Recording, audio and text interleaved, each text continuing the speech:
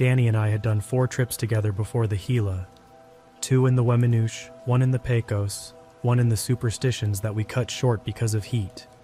We had a system. He carried the map and did the navigation. I carried the stove and did the water.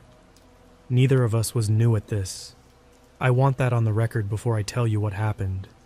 Because everything that went wrong out there went wrong on purpose, and it wasn't ours. This was the last week of April, 2024. 5 days, 4 nights. We left my truck at the TJ Corral trailhead near the Gila Cliff Dwellings in southwest New Mexico and planned a loop. Down Little Bear Canyon to the Middle Fork of the Gila River, up the Middle Fork past Jordan Hot Springs, then a climb out of the canyon and a return along the high country. 41 miles, give or take. Danny had printed the maps himself and laminated them at his office. I had a compass, a filter, and 100 feet of cord. Standard kit. A couple of details about the Gila for people who haven't been. There's no permit system in the wilderness itself. You don't register, you don't reserve, you just park and walk in, which means no ranger anywhere holds a list with your name and your route on it. We left an itinerary with my wife, the way we always do, with instructions to make calls if she hadn't heard from me by Saturday night. We topped off water and bought 2 candy bars at Doc Campbell's Post, the little store near the trailhead, and I made my last phone call from the gravel lot out front because I knew the signal died a quarter mile up the road. I told her the weather looked perfect. It did. Low 70s, cold nights, the river running clear and about knee-deep at the crossings. The other detail is the emptiness. Late April is prime season down there, and in 5 days we saw 11 other human beings, 10 of them in the first day and a half within a few miles of the cliff dwellings. Past Jordan Hot Springs, nobody. That's normal for the Gila, and it's exactly why we chose it. Keep that in mind while you read the rest of this. Every decision we made knowing that yelling for help was a waste of breath. Day 1 went the way day 1 always goes. Little Bear Canyon narrows down to a slot near the bottom, and then it opens up and dumps you at the Middle Fork. And the river country down there is honestly some of the prettiest walking in the state. Cliffs banded orange and gray, cottonwoods just leafing out. We crossed the river maybe a dozen times before we made camp below Jordan Hot Springs. Soaked for an hour, ate dinner, slept fine. I'll say this now so it means something later. The Middle Fork Trail crosses the river constantly, and the crossings are marked with rock cairns. Somebody stacks 4 or 5 flat stones on one bank, and that tells you where to ford and where the trail picks up on the other side. In between, you get the occasional strip of orange flagging tape tied to a branch, usually where flood debris has erased the tread. You learn to trust the cairns. Everybody who walks that canyon trusts the cairns. Day 2, the cairns started lying to us. The first one was small. A cairn put us across the river at a wide gravel bar, and on the far side there was nothing. No tread, no tape, just willow thickets. Danny checked the map, found the actual trail 80 yards upstream, and we wrote it off. Flood damage. Cairns get rebuilt wrong all the time by well-meaning people. The second one was not small. Around midday, we hit a junction where a side drainage came into the Middle Fork from the west. There was supposed to be a trail sign there. Danny's map showed one, and the map was only 2 years old. No sign. There was a fresh cairn, though, a big one, knee-high, sitting at the mouth of the side drainage, and a strip of orange tape 30 feet up it. The main canyon ahead of us looked choked with deadfall. The side drainage looked walked in. If you didn't have a map or if you trusted rocks more than paper, you'd have taken the side drainage without a second thought. Danny crouched next to the cairn for a while. Then he said, "The thing that I keep coming back to. These stones are dry on top and wet underneath." It had rained 2 nights before we started. A cairn that had been standing since before the rain would be wet on top or dry all the way through. These rocks had been pulled out of the riverbed and stacked recently, within a day, maybe 2. We should have turned around right then. I've run it back 100 times and that was the moment. But we didn't, because it didn't add up to anything yet. Somebody restacking cairns is a nuisance. It's not a threat. We took 30 steps up the side drainage to see where the flagging led, and 30 steps became a quarter mile because there was more tape ahead, and more, spaced just right, each strip visible from the last one. Whoever hung it understood exactly how a hiker's eye works. The drainage boxed up fast. Walls went vertical on both sides, maybe 200 feet, and the floor pinched down to a strip of sand and boulders. Danny stopped and said this wasn't on any trail, signed or not. And I agreed, and we were in the middle of turning around when I saw the tent. It was 50 yards further up, tucked against the north wall. A green two-person dome collapsed on one side. My first thought was that somebody had left gear behind, which happens. Then we got closer. The tent hadn't been abandoned. It had been cut. Long, straight slices through the fly and the body, the kind you make from outside with a blade. There was a food bag hanging from a juniper snag 20 feet up the wall, professionally hung, untouched. 2 sleeping bags inside the tent, both slashed. 2 packs dumped out. A woman's fleece. A pair of boots, men's, size 11 or so, sitting side by side near the fire ring the way you'd set them before bed. No people. No blood that we could see, and we looked. The sand around the site was scuffed everywhere. Drag marks or shuffle marks, impossible to read. Nobody leaves their boots. Nobody leaves a hung food bag.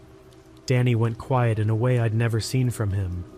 I remember doing dumb procedural things because my brain wanted a checklist. I checked the food bag line, figured the camp was at least 2 weeks old from the leaf litter on the tent. I found a wallet in the dumped gear. Silver City address. A name I'm not going to type, because it's since been in the news and the family doesn't need it dragged around Reddit. And then Danny said, "Why does a person move cairns?" and answered his own question in the same breath. To bring people here. The drainage we were standing in had one exit, the way we'd come. The walls couldn't be climbed with packs, maybe not without them. Somebody had rebuilt the river cairns to erase the real route, and hung a line of tape leading straight into a trap with one way out. And the tape was fresh, and the stones were fresh, which meant the person maintaining it hadn't quit. We got out of the drainage fast, and we made our second mistake, which was going upstream on the middle fork instead of straight back the way we'd come. The logic seemed sound at the time. The false cairns had been placed on our route in, meaning whoever placed them worked that stretch, watched that stretch.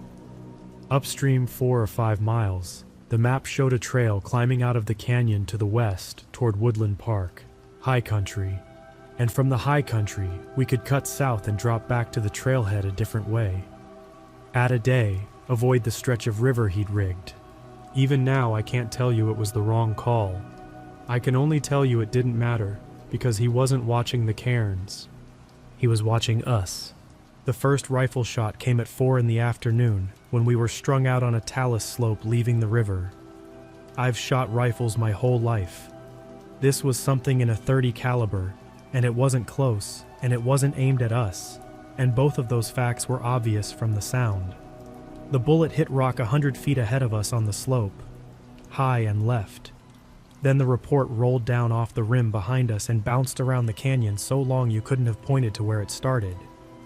You want to know what a warning shot does to your thinking. It doesn't make you panic, it makes you obedient.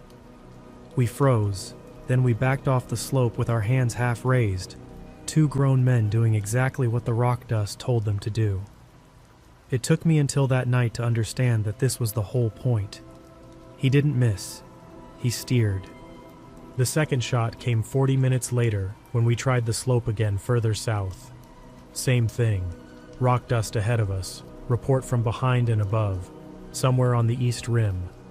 He was telling us the climb west was closed. So here's the situation we were in by dark on day 2, and I'm going to lay it out plain because I need you to understand the math. A man with a rifle held the rim. The river route back to the trailhead ran through his cairns. The climb west was closed. That left north, deeper into the wilderness, or east, up onto the dry mesa country between the Middle Fork and the West Fork. The Gila Wilderness is 550,000 acres. There is no cell coverage anywhere in the interior. Nobody expected us out for 3 more days, which meant nobody would even start wondering for 4. And the mesas east of the river are dry.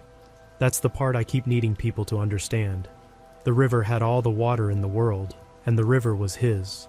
Up top, Danny's map showed exactly 2 reliable water sources within a day's walk. A stock tank that the map itself marked as seasonal, and a named spring at the head of a drainage about 9 miles southeast, more or less on the line back toward the cliff dwellings. 2 men carrying 5 liters between them. 1 spring that mattered. He'd have known that. He'd have counted our bottles through his scope for all I know. Night 2. We cold camped in a boulder pile 100 yards up from the river. No fire, no stove. Packs loaded so we could move in under a minute. We split the night into watches, 3 hours on, 3 off. I had the first one, and I'm going to describe it exactly, and let you sit with it the way I had to. Around 11, from somewhere downstream, I started hearing rock on rock, not random. A clack, a pause, a grind, a clack. Stones being picked up and set down and adjusted. It went on for 20 minutes, quit, then started again further off. I woke Danny for his watch at 1 and didn't have to explain it because it was still going, faint, moving along the river the way a man works when he's got a lot of ground to cover and all night to cover it. He was rebuilding his cairns behind us, closing the road home. Danny and I lay there in the rocks and listened to him do it, and neither of us said one word until gray light, because there was nothing to say that the sound wasn't already saying. At dawn, before we climbed, I crept down to where I could see the nearest crossing. There was a new cairn on our bank, tall, neat, and it pointed at a ford that ended in a logjam on the far side. He'd even hung a fresh strip of tape. I want to be clear that this cairn had not existed at sunset. He built it in the dark within earshot of 2 men he was hunting, and he built it well. We moved at first light on day 3, up a rubble chute on the east wall that no rifle on the far rim could cover, and we were on top before the sun was. The mesa country up there is piñon and juniper and yellow grass, rolling, cut by shallow drainages. Good walking, terrible hiding. Every hour or so one of us would glass our back trail from inside a tree's shadow, and twice that day I caught him. A tan shirt, a big pack, maybe a mile back, moving when we moved, not closing, holding the interval. That, more than the shots, is the thing that still gets into my sleep. A mile is nothing. A fit man alone in country he knows can run down 2 loaded backpackers in half a day. He didn't. He strolled. Because why would you sprint after something that's walking itself to the only water for 20 miles? We checked the stock tank at 10 in the morning because it was only a half mile off our line and hope is cheap. You could smell the answer before you could see it. The tank was a bulldozed dirt basin, cracked into hexagons, bone dry, and there was a dead cow in the middle of it that had been dead a long time.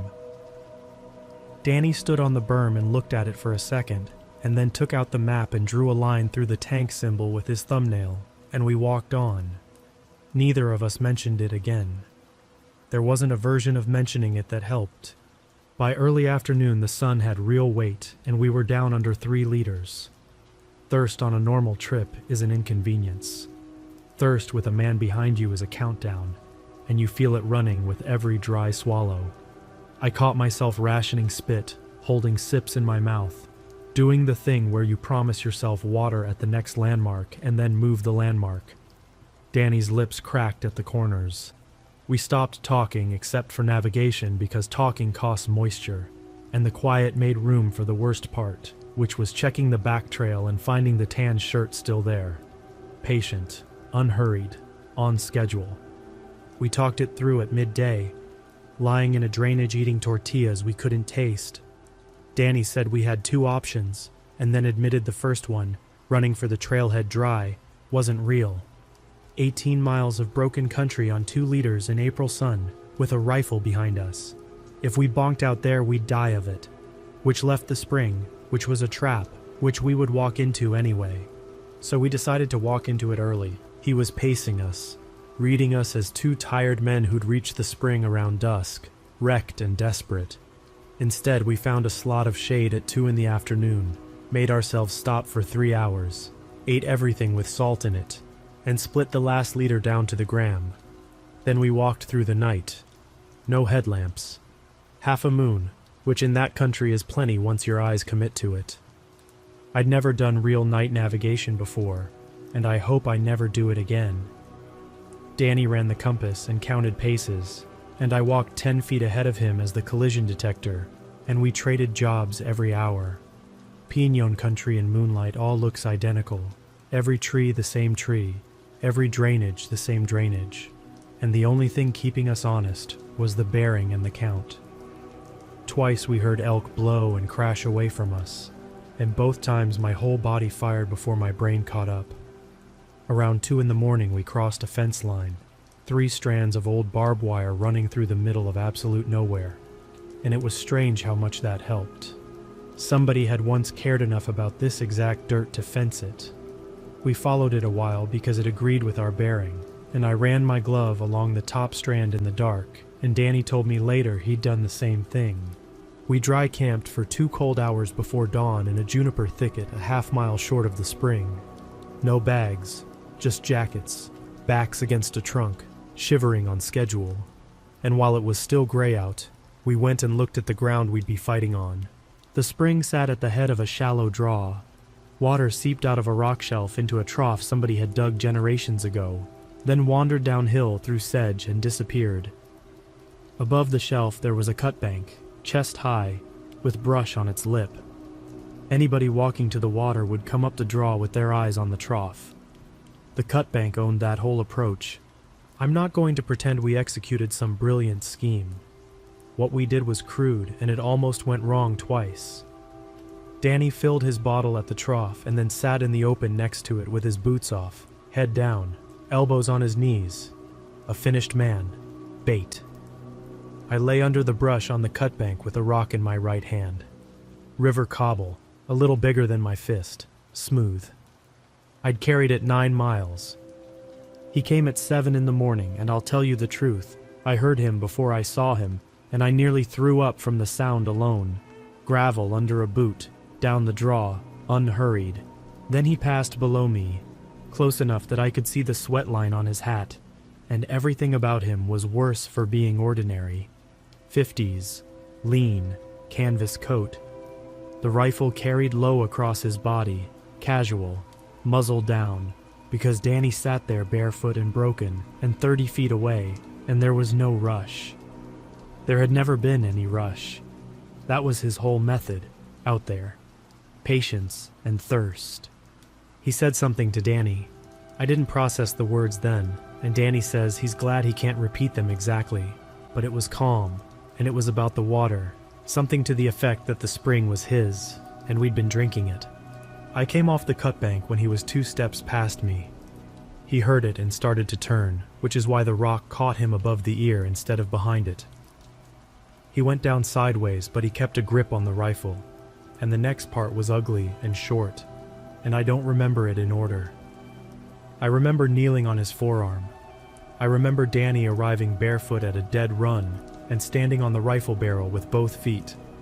I remember the man under me making a low, steady sound that wasn't quite words, and I remember hitting him once more, and then he was flat and his hands stopped organizing themselves. We rolled him face down. I tied his elbows toward each other behind his back with the cord, wrists with a bootlace, a lead line from his elbows to my hand. Danny worked the bolt on the rifle and thumbed cartridges out into the sedge until it was empty, then slung it over his own shoulder. The man came around within a couple of minutes. He didn't rage and he didn't beg. He asked one question, which was how we'd gotten ahead of schedule, and the plain confusion in his voice told me more about the previous weeks in that canyon than anything the deputies said afterward. His system had worked before. We were an equipment failure. It took us the rest of that day and half the next to bring him out. First order of business was the spring itself. We drank until our stomachs hurt, filled everything, and I washed the side of his head where I'd hit him and tied a bandana over it, which felt insane while I was doing it and still felt insane afterward.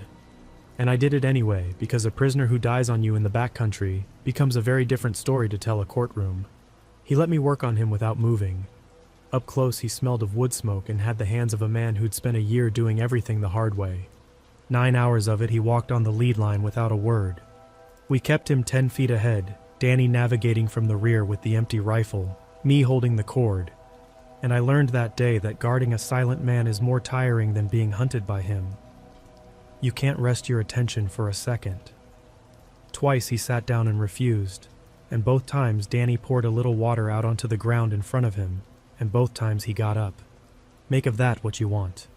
The one time he volunteered speech was late afternoon, on the rim above Little Bear, with the whole green seam of the canyon opening up below us. He stopped walking, looked out at it, and said the country used to police itself. That was the entire sentence. Then he started walking again on his own. I've repeated those 5 words to 2 detectives, 1 prosecutor and 1 psychiatrist, that the prosecutor suggested I go talk to, and the psychiatrist was the only one who didn't write them down. We came down Little Bear Canyon on the morning of day 5, met a party of day hikers a mile from the trailhead, who took one look at us and gave us the widest berth the canyon allowed, and reached the truck just before noon. We put him in the bed and I sat back there with him, and Danny drove us to the Gila Visitor Center, where a seasonal employee about 20 years old picked up a landline and said words into it that I imagine she never had to say again for the rest of her career. Catron County is enormous and mostly empty, and it still took the law less than an hour to get there, which tells you how it got prioritized. State police first, then deputies, then over the following days people whose agencies I never got straight. He'd been living in the wilderness interior for about 11 months. He had a record out of Arizona and a camp the investigators eventually found in a cave above the Middle Fork with, among other things, 6 backpacks in it. The couple from the cut tent, the Silver City address, were recovered in October from a talus field a half-mile from that box drainage. I followed the case up until the plea, which spared everyone a trial, and then I made myself stop following it. Danny mailed me my river cobble in December. It sits on my workbench. Neither of us has been back to the Gila, but we did the Pecos again this spring. And on the second day, I watched Danny stop at a trail junction, crouch next to the cairn, and lift the top stone to feel its underside. Dry all the way through. We walked on.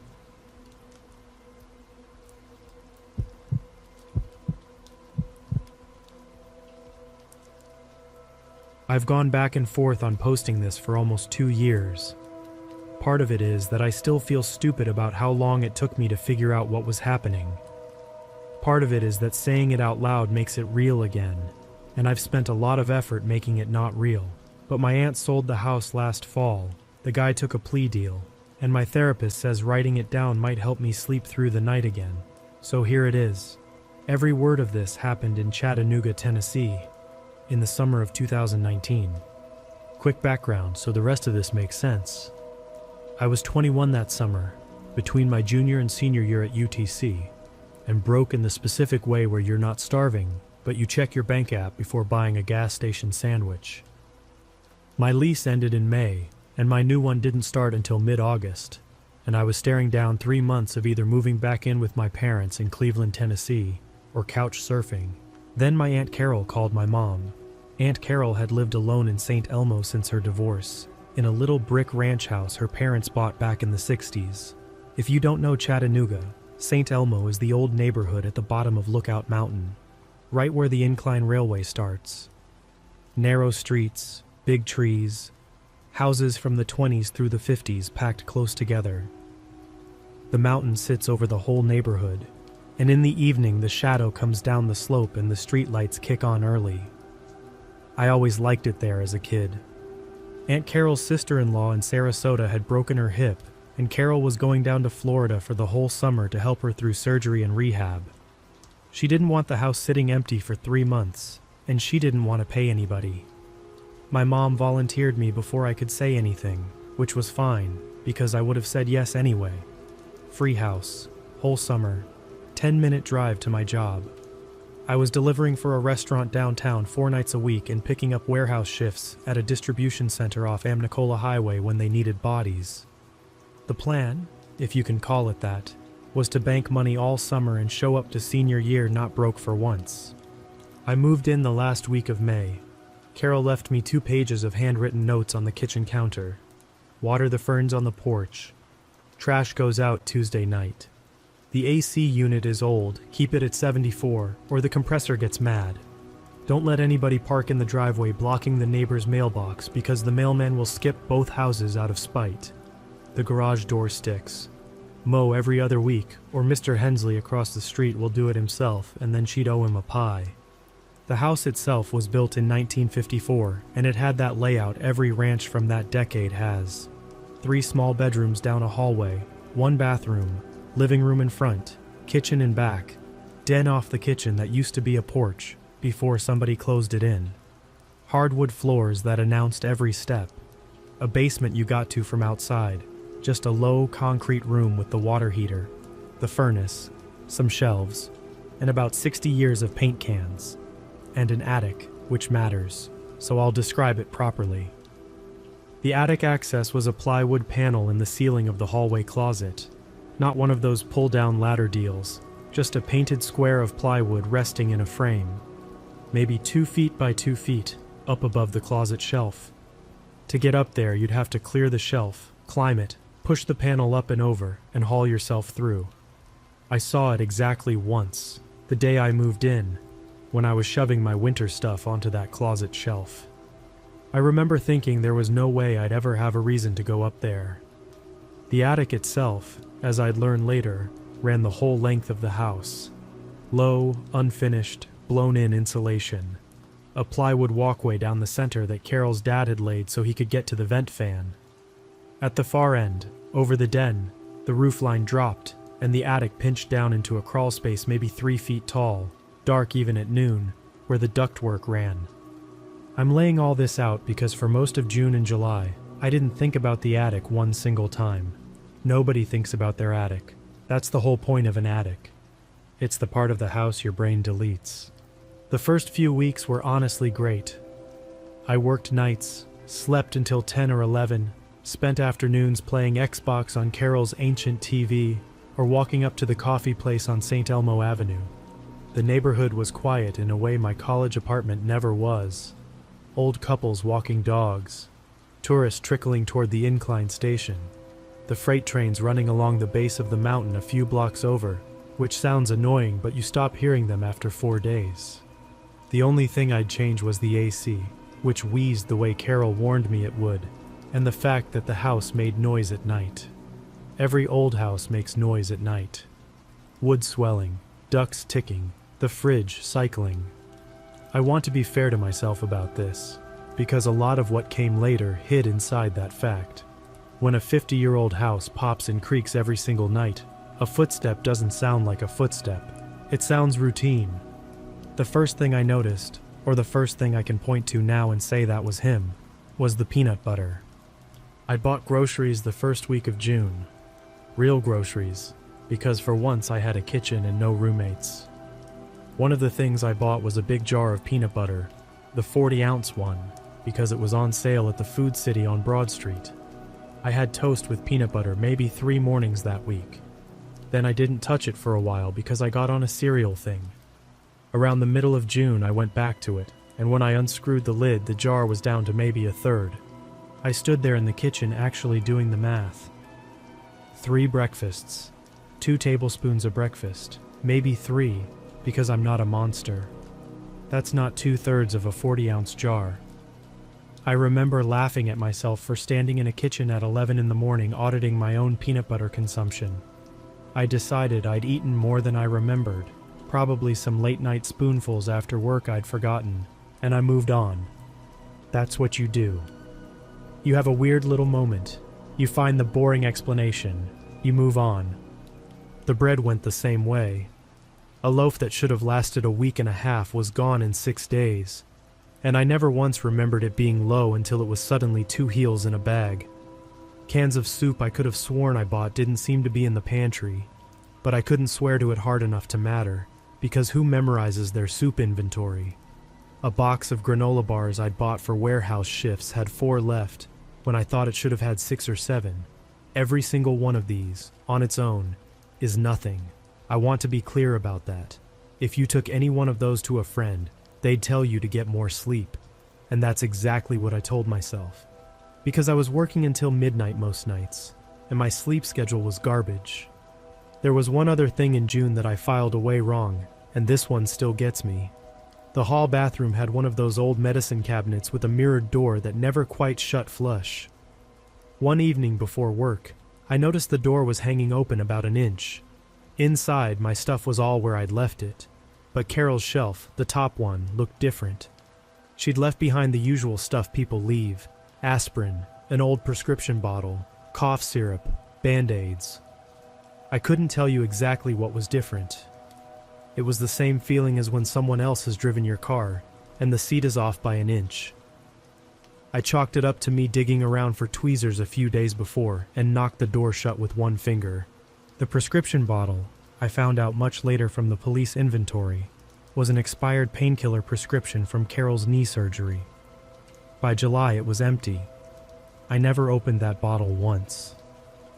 June turned into July and Chattanooga did what it does, which is turn into a swamp. Mid-90s, humidity you could chew.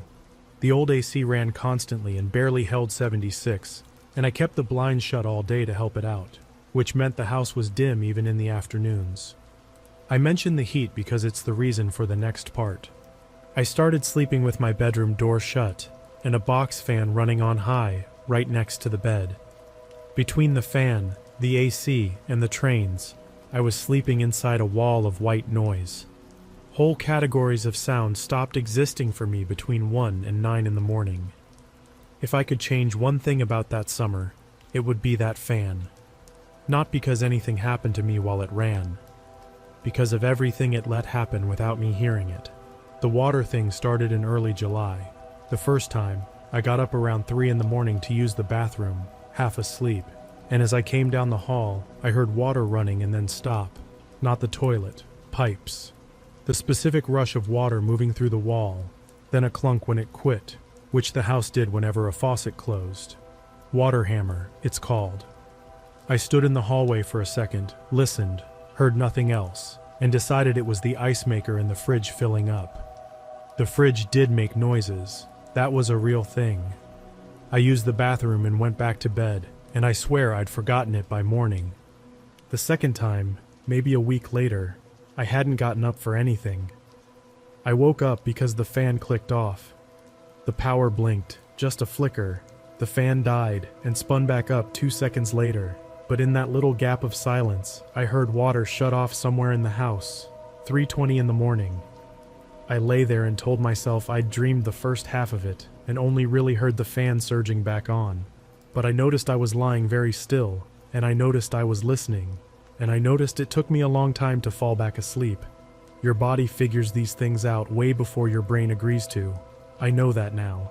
In the morning, I checked the kitchen and the bathroom. Everything was dry. Everything was normal except the bar of soap in the hall bathroom was sitting in the dish with a wet underside. I picked it up and felt it and stood there. Then I remembered I'd showered before bed, barely 8 hours earlier, and soap stays damp in a dish, especially in July, especially in a bathroom with no window. That was true. It was a completely true fact, and I used it to close the case. Here's the part where I have to tell you about the smell. Twice in July, both times in the evening, I walked down the hallway and hit a smell that didn't belong to me. It's hard to describe without sounding dramatic.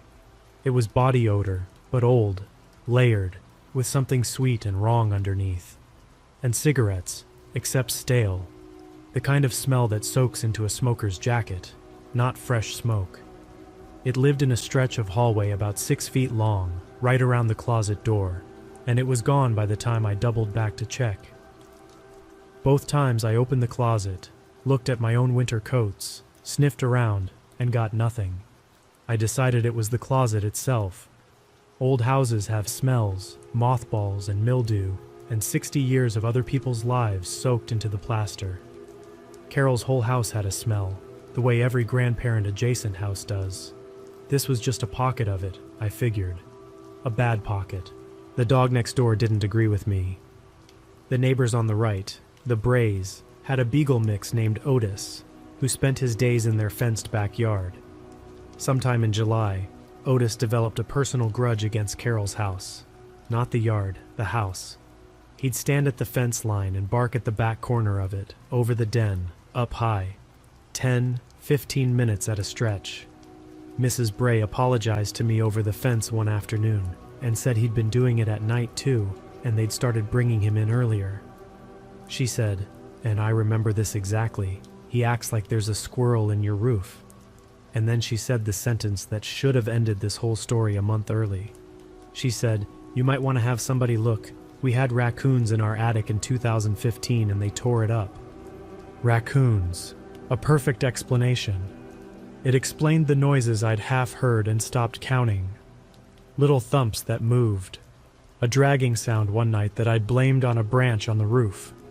Scratching I'd been attributing to the ductwork ticking as it cooled. Raccoons in the attic explained 100% of it, and better, it made everything a normal person's problem with a normal person's solution. I texted Carol that night. "Hey, might have raccoons in the attic. Otis has been barking at the roof. Want me to call somebody?" She wrote back that there was a company she'd used for squirrels years ago. She'd find the number. And not to go up there myself because the walkway boards were loose past the vent fan, and I'd put a leg through her hallway ceiling. I said no problem. I had no plans to go up there. None.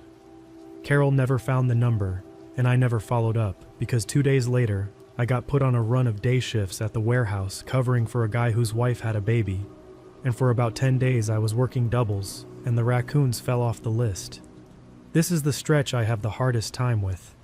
For those 10 days I was leaving the house at 6:40 in the morning and getting home close to midnight. The house sat empty, or what I thought was empty, for 17 hours a day. When police later put together a timeline, they figured this was when he stopped being careful. Why would he be careful? He had the place to himself. Things were different when the doubles ended, and I got my nights back. Nothing I could photograph. The differences were all 1 degree off from provable. The kitchen chair I never used, the one on the far side of the table, was pulled out at an angle one morning. The TV input was on channel 3, the dead input, when I always left it on HDMI 1 for the Xbox. The back den smelled faintly of cigarettes one night, and the window in there, painted shut since probably the Clinton administration, had fresh chips in the paint along the sash.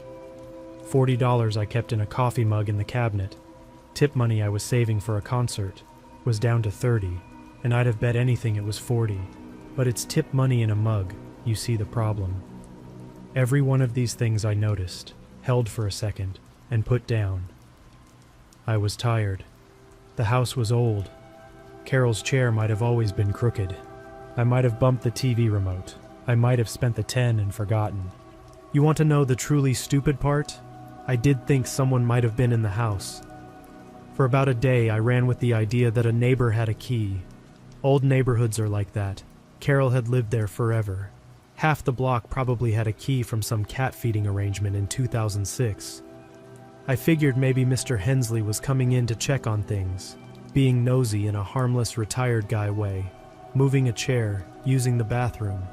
I even thought about asking him, then imagined how insulting that conversation would go, and dropped it. Some part of my brain was willing to accept an intruder as long as the intruder was 70 years old and lived across the street. It just wasn't willing to go one house darker than that. There's one more night from late July I have to put in here, because at the time it was a footnote, and now it's the thing I think about most. The last Friday of the month, a storm line came through Chattanooga around 9 at night and knocked the power out for half of St. Elmo. The restaurant lost power too, so they cut the delivery drivers loose early, and I came home at 9:40 instead of midnight. 2 hours and 20 minutes early, on a night with no porch lights, no street lights, the whole block dead dark under the mountain, rain still coming down. I let myself in the front door with my phone flashlight, and the house was black and hot with the AC down, and I stood in the living room shaking the rain off, and I heard a single thump from the back of the house. One thump, solid, with weight behind it. I froze and aimed the flashlight down the hallway and said hello, which is an insane thing to say into your own empty house, and got nothing. So I did the flashlight walk. living room, kitchen, den, both bedrooms, bathroom, closets, even behind the shower curtain. Feeling stupider with every room, and every room was empty. The back door was locked. The windows were shut. By the time I got to the last bedroom, my heart had come down and I'd already picked my explanation off the shelf. A tree branch on the roof, storm outside. Obviously, storms make noise. But here's what I noticed and threw away. The den, the closed-in porch off the kitchen, was warm the way the whole house was warm, but it smelled occupied. That's the only word I've ever found for it.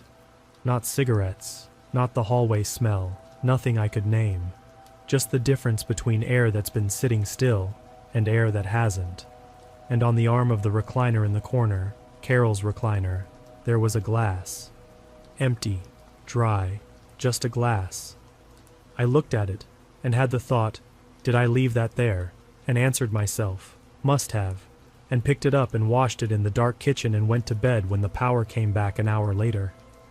I want to walk through what the timeline says actually happened that night, because the police pieced it together, and it lives in my head rent-free. On restaurant nights, I never got home before 11:50. Ever. That was a rule of the universe as reliable as sunrise, and it had been established over 8 weeks of watching. At 9:40 on a Friday, the house was supposed to be his for another 2 hours.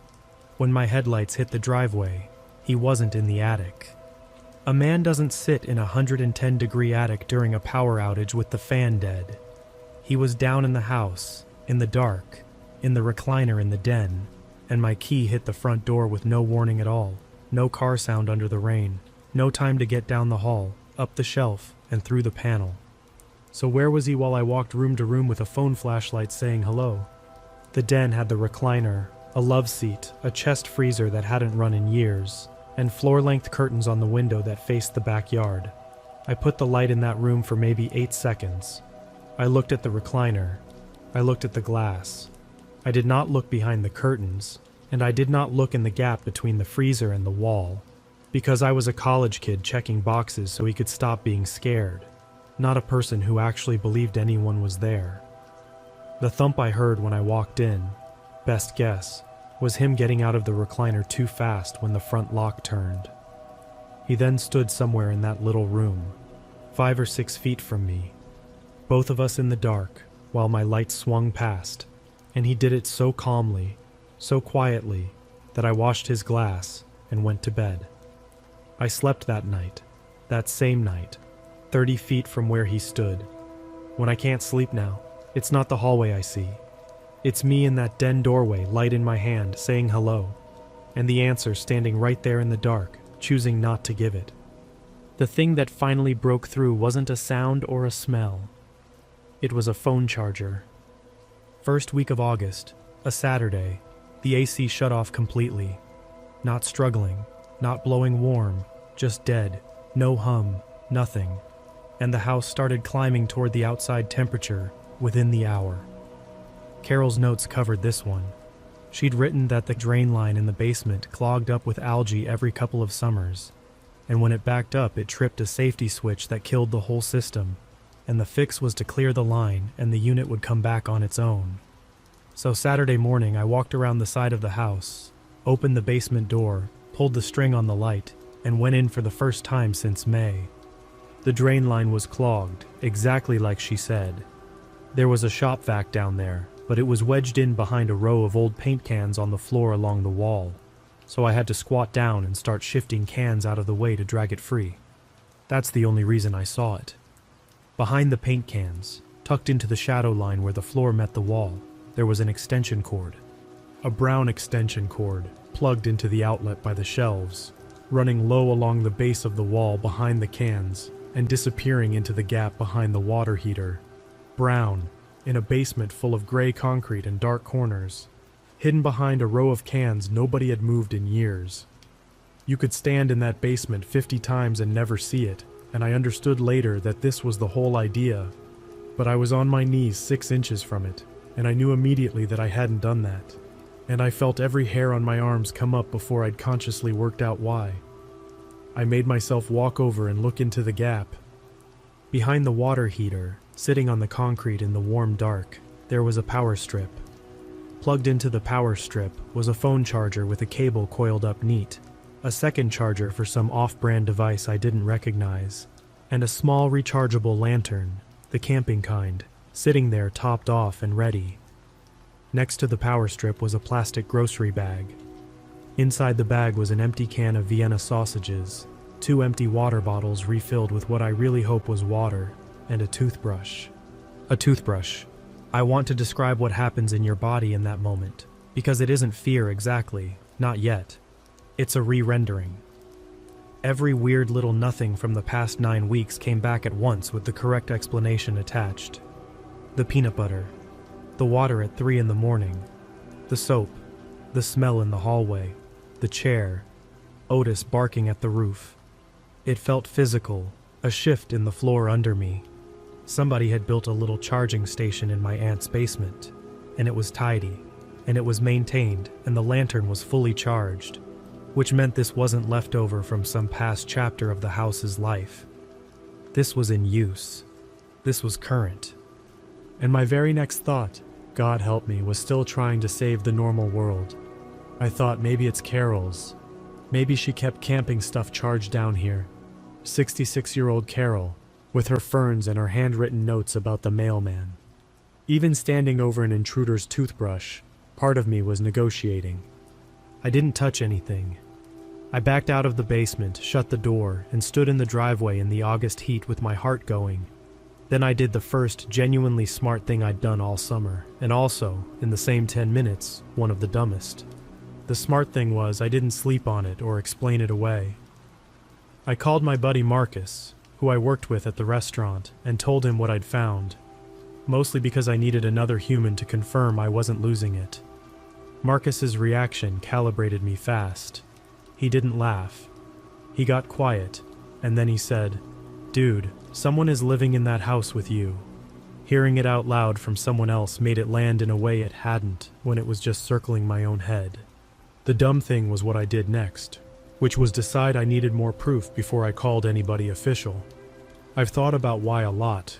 Some of it was embarrassment insurance. I had this vivid picture of Chattanooga PD walking through the house, finding nothing, and me standing there holding a toothbrush in a bag saying, "But the peanut butter, though." Some of it was that the evidence was in the basement, which had its own outside door, and I'd half convinced myself that whoever it was only came into the basement, that they were sneaking in through that basement door to charge a phone and eat sausages, and I just had a trespasser problem, an outside problem. The inside of the house being involved was a possibility I was still keeping in a separate room. And some of it, honestly, was that it was the middle of a bright Saturday afternoon, and fear doesn't hold its shape well in daylight. It felt survivable. It felt manageable. So instead of calling the police, I turned into a detective for 4 days. I'm not proud of this section, but I said I'd tell it straight. First thing, I checked every door and window in the house. Front door, solid, deadbolt worked. Back door off the den, and here's where it got interesting. Because the back door had a deadbolt and a knob lock, and the deadbolt turned but didn't fully seat unless you lifted up on the door while you turned it. Old house, settled frame. If you just flicked the deadbolt like a normal person, it looked locked and felt locked, but the bolt caught on the strike plate at half depth, and a credit card, or a good shove, or honestly a strong opinion, would pop it. I'd been locking that door every night since May.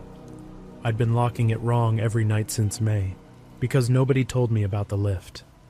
Carol knew about the lift.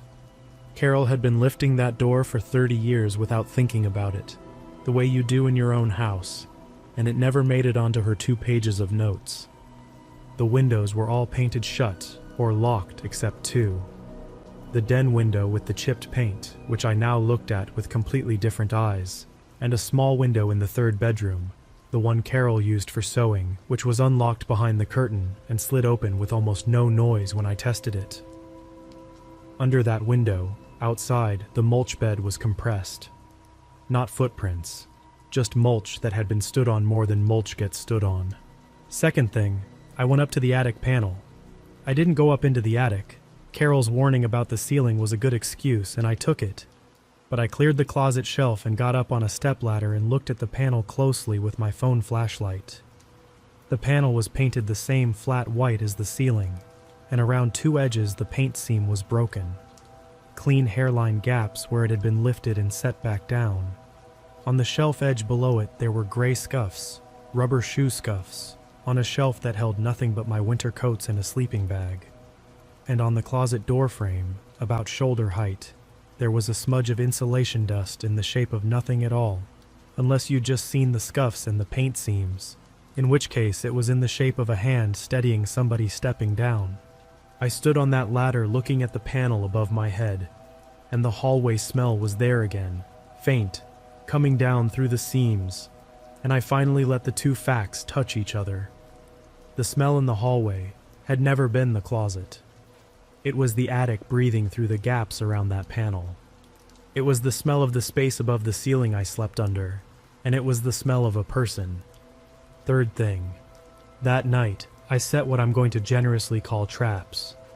A strip of Scotch tape across the attic panel seam, up high where you'd never spot it. A pencil line on the peanut butter jar at the level of the peanut butter. The mug money counted to the dollar, $31, and photographed. A tiny fold of paper wedged in the basement door that would drop if the door opened. Kid stuff, tape and pencils, but I wanted proof I could photograph. Something I could hold up so that nobody, including me, could file it under tired college kid again. Then I did the thing I still can't fully explain, which is I stayed in the house that night. Marcus told me to crash at his place, and I said no, because in my head, the danger had office hours. I'd worked out that the activity happened when I was gone or dead asleep, so being home and awake felt weirdly safe. And anyway, I'd decided he came in from outside, through the bad deadbolt or the sewing room window, and I'd locked everything correctly for the first time all summer, lifted the back door and heard the bolt seat all the way, wedged a chair under the knob, locked the sewing window. In my version of events, the house was now sealed and I was alone inside it. I slept 3 hours with the fan off, listening to the house pop and tick, hearing footsteps in every one of them, until my brain surrendered around 4. I want to stop here and address the question everybody asks, the one you're asking. Why didn't you look in the attic? Marcus asked it too. And the honest answer is that I built my whole investigation to avoid having to. Every test I set up was a way to get information about the attic without opening the attic. Because at some level below where words happen, I already knew. I knew what the smell was. I knew what the scuffs were. Checking the peanut butter was something I could do in a bright kitchen with the door open behind me. Pushing that panel up and putting my head through into the dark was not, so I found reasons. The loose boards, the ceiling. Carol said not to. If you've never been in a situation where your body knows something your mouth won't say, I'm glad. And I hope you never learn what it's like from the inside. Sunday I worked a double, locked everything the right way, and got home at 11:40 at night. The fold of paper in the basement door hadn't moved. The mug had $31. The pencil line on the peanut butter was clean. The tape on the attic panel was split, not peeled, not fallen off. Split along the seam, half on the panel, half on the frame. The way tape splits when the two things it's bridging move apart. I stood in that closet doorway staring up at it, and the size of it came down on me all at once. Every door and window had been locked right for 24 hours. The perimeter had held. Nothing had come in from outside, and the panel had still moved, and there was only one arrangement of facts that allowed for that. Nothing was getting in. It was already in. It had been in the whole time. The locks had never mattered, not once, all summer, because the thing I was locking out was above the hallway, and while I'd slept those 3 thin hours the night before with a chair under the doorknob, feeling clever, feeling sealed in, I'd sealed it in with me. I didn't sleep in the house that night. I'd love to tell you I made a calm decision, but the truth is, my body made it for me. I grabbed my keys, my laptop, and my work shoes, and I was in the car with the doors locked before I'd finished having the thought. I sat in the driveway for a minute looking at the house, every window dark, the porch light I'd left on. It looked exactly like it had looked all summer, which was the worst part. It had looked like this the whole time. I drove to Marcus's apartment off Rossville Boulevard and told him about the tape, and he said the correct thing, which was, "You're calling the police right now." And I finally agreed, with one adjustment that I'll defend to anybody. I didn't call 911 because nobody was in danger at that exact moment, me being on his futon and all. I called Carol first. It was her house, it was midnight, and I woke her up in Sarasota, and I'm glad I did, because that phone call changed what kind of story this is. I laid it all out. The food, the water at night, the smell, the chargers behind the water heater, the toothbrush, the scuffs, the tape. Long stretch of quiet on her end. And then Carol, who I expected to gasp or tell me to slow down, said something in a flat voice I'd never heard her use. She said, "Is the bag behind the water heater a Food City bag?" I said yes. And she said, "Oh no." And then she told me about Dale. Around 2010, after her divorce, money was tight, and Carol did the thing a lot of people in old streetcar neighborhoods do. She rented out a room. Third bedroom, the sewing room. Put an ad on Craigslist and rented it to a man named Dale Prentice, late 30s then, who worked stocking overnight at a grocery warehouse. She described him as quiet to a fault. Paid cash, on time, first 15 months. Kept his room neat. Ate the same things constantly. Canned meat, peanut butter, white bread. Said it was his stomach. Barely spoke, but when he did he was polite. And he was handy. Fixed her disposal once without being asked. She said the only strange thing early on was how you'd forget he was in the house. She'd think she was home alone, and he'd be in the den the whole time, or she'd hear water run at night and it was just Dale, and she trained herself to stop noticing. Her exact words were, "I taught myself not to hear him." She said it and then went quiet, because we both understood what that meant for my summer. Second year, it went bad slowly.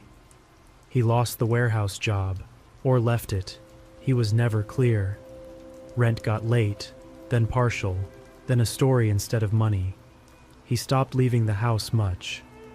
Carol started finding him in rooms he had no reason to be in, standing in the kitchen in the dark at 2 a.m, and once, and she was crying a little when she told me this part, she woke up because her bedroom door, which she kept shut, was standing open, and she never proved anything, and he swore the AC pressure did it, and she let herself believe that because the alternative had nowhere to go.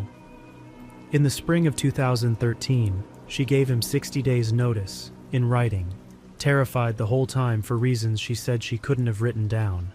He didn't argue. On day 58, he left with 2 duffel bags. He gave her the key back, put it in her hand on the porch, and said thank you for everything. And she said the relief when his taillights turned off the street was the strongest feeling she'd had in years.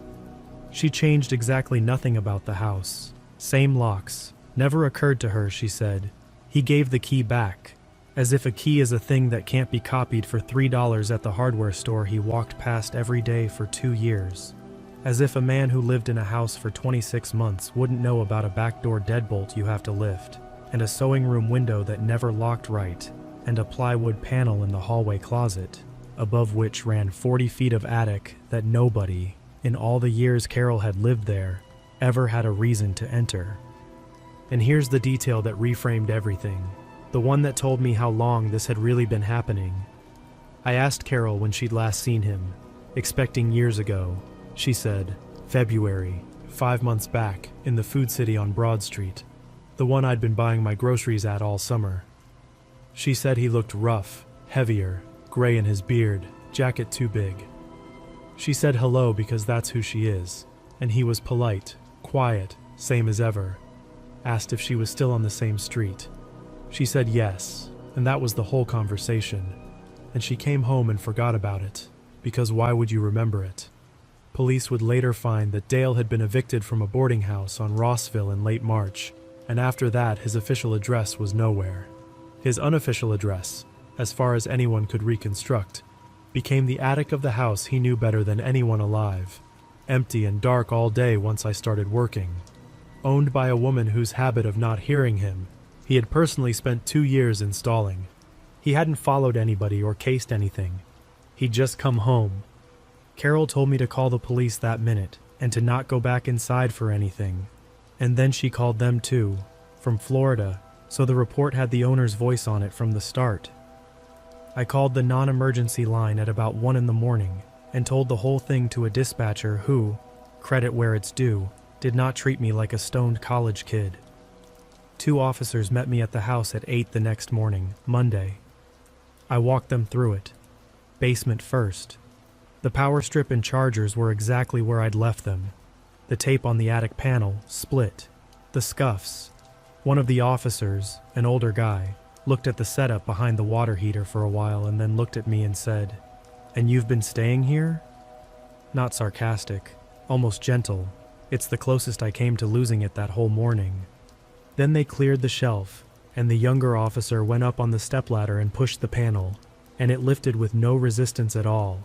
Light, loose in its frame, a panel that had been lifted 1,000 times, and he put his flashlight and then his head through the hole. The attic was empty. He walked the plywood the whole length, careful over the loose boards, all the way to where the roof came down over the den, and shone the light into the crawl space at the end, and came back down with insulation dust on his shoulders and a strange look, and said, "There's nobody up there, but somebody has been." He'd seen the walkway swept clean of dust in a track down the middle. He'd seen, in the crawl space over the den, wedged back where the roof met the ceiling joists, what he described as bedding.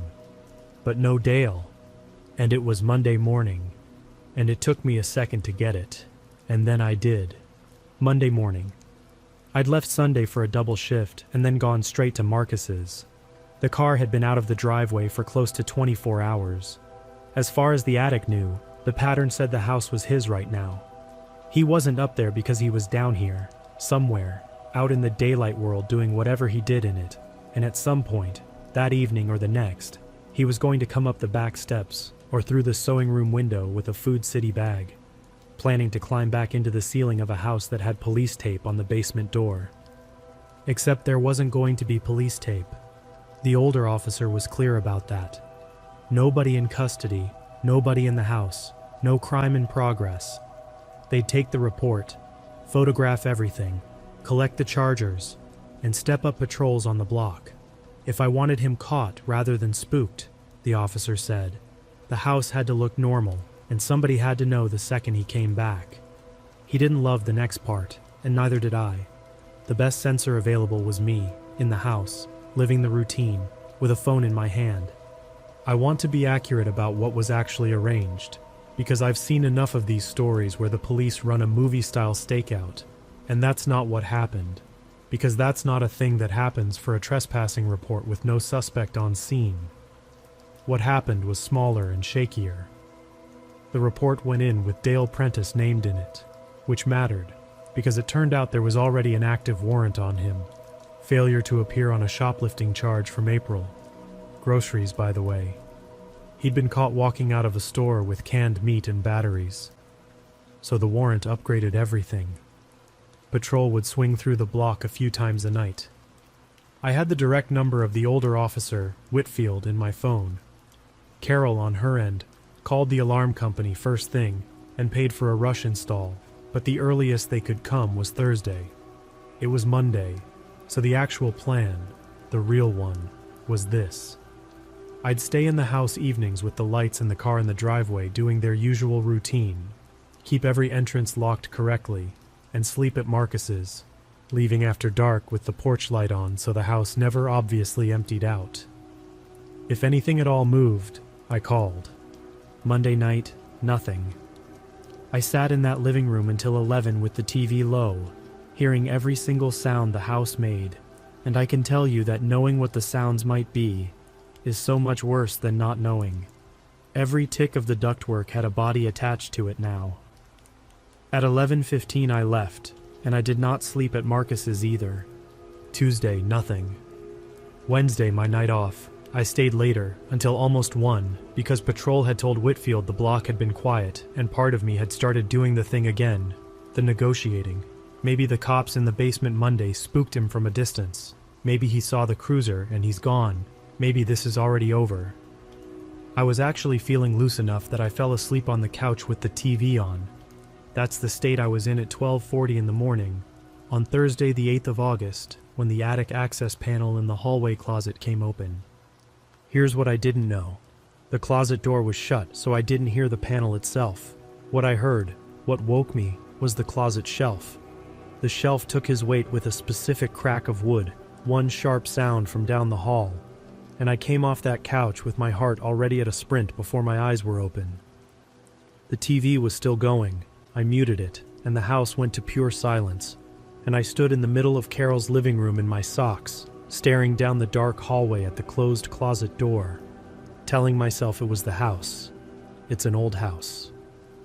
Old houses pop, and then the closet doorknob turned. I watched it turn.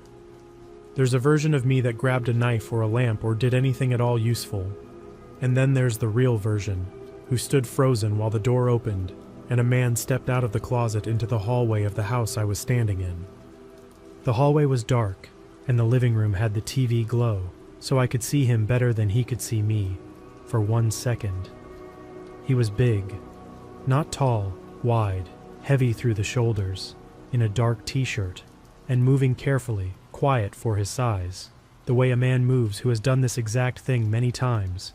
And he took 1 step toward the kitchen, his usual route, I guess, and then he saw me. We looked at each other for a length of time I genuinely cannot estimate. Somewhere between 1 second and the rest of my life. The single detail I can give you, the one that's still there when I close my eyes, is that he didn't look scared, and he didn't look angry.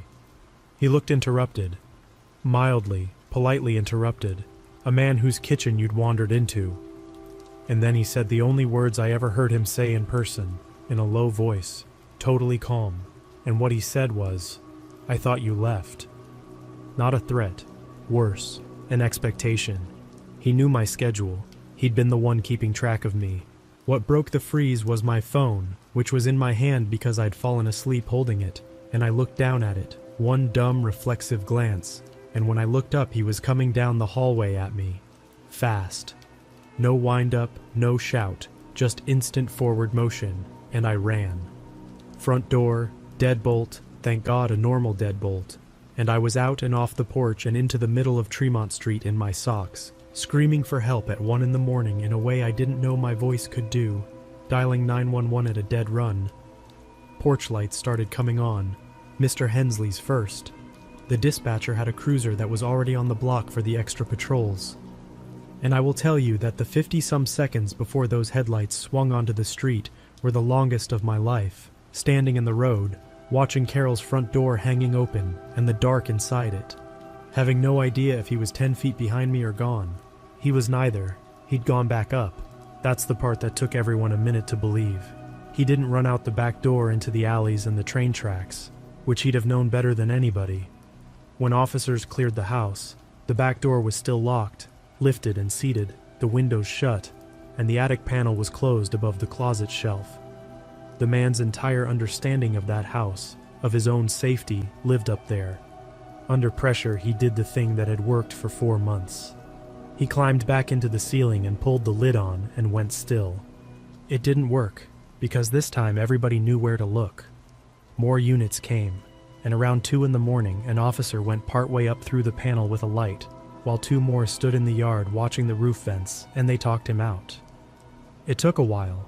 Whitfield told me later he was all the way back in the crawl space over the den, wedged in behind the ductwork in a space 3 feet tall, in August, where the temperature that night was probably over 120 degrees, and that when he finally crawled the length of the attic and came down through the closet, hands first, soaked through and gray with insulation, cuffed in the hallway 6 feet from where he'd said, "I thought you left," he was calm, completely calm. He asked if he could get his things from upstairs. Upstairs. That's the word he used for it. I watched them walk Dale Prentice out of my aunt's front door from across the street, standing in the Braes yard in my socks with a blanket somebody's wife had draped over me. And Otis the beagle, losing his mind at the end of his leash, finally vindicated. And the last I saw of Dale was the top of his head as they folded him into the car. 51 years old, it turned out. He never looked at me. What they brought down from the attic the next day took 2 contractor bags and a written inventory, and this is the part where I found out what my summer had actually been. In the crawl space over the den, laid across the ceiling joists on a base of flattened cardboard boxes, was a full living setup. A sleeping bag and 2 moving blankets, a foam camp pad, a backpack of clothes, folded, a battery lantern, twin to the one in the basement, and a little battery fan clipped to a rafter, which raised the obvious question. Because a fan doesn't make a closed Tennessee attic in August survivable, nothing does. That space had to be pushing 140 degrees by midday. The answer, the detectives figured, was that he mostly wasn't up there during the day. The attic was where he slept and where he hid. The daytime hours, especially that stretch when I was pulling doubles and gone 17 hours at a time, he spent down in the house, in the 74-degree air conditioning I was keeping running for him, and he went up through the panel at night before I got home, or the second a car turned into the driveway. He wasn't surviving the attic. He was renting it and living in my house. There were 2 bags of trash up there, packed neat, empty cans, bread bags, 2 of my granola bar boxes, and a peanut butter jar, not the current one, an older one, finished and cleaned. 2 bags for 4 months of eating, which didn't add up until Whitfield worked it out. He was carrying his trash out with him during the day, a bag at a time, dropping it in the dumpster behind the shops on St. Elmo Avenue. Or, and this one made me feel sick in a whole new way, in the neighbors' bins on Tuesday nights after they rolled them to the curb. He didn't just live there. He took out the garbage, a gallon jug of water, a phone, charged, with a cracked screen, Carol's expired painkillers, that empty prescription bottle from the medicine cabinet, in his backpack, a spiral notebook. I'm not going to pretend I read the notebook because I didn't. It went into evidence. But Whitfield told Carol the parts that mattered for the case. And Carol told me one of them, and I'll pass it along and then never think about it again. It wasn't a diary. It was mostly lists, dates and times, in careful handwriting. My schedule, when my car left, when it came back, which nights were restaurant nights and which were warehouse nights, written out over weeks, corrected where I'd changed shifts. The line Carol repeated to me, the one entry that was more than logistics, was from sometime in July. It said, "Kid keeps it at 74 like she did." The physical evidence put the start of it in early April, well before I moved in.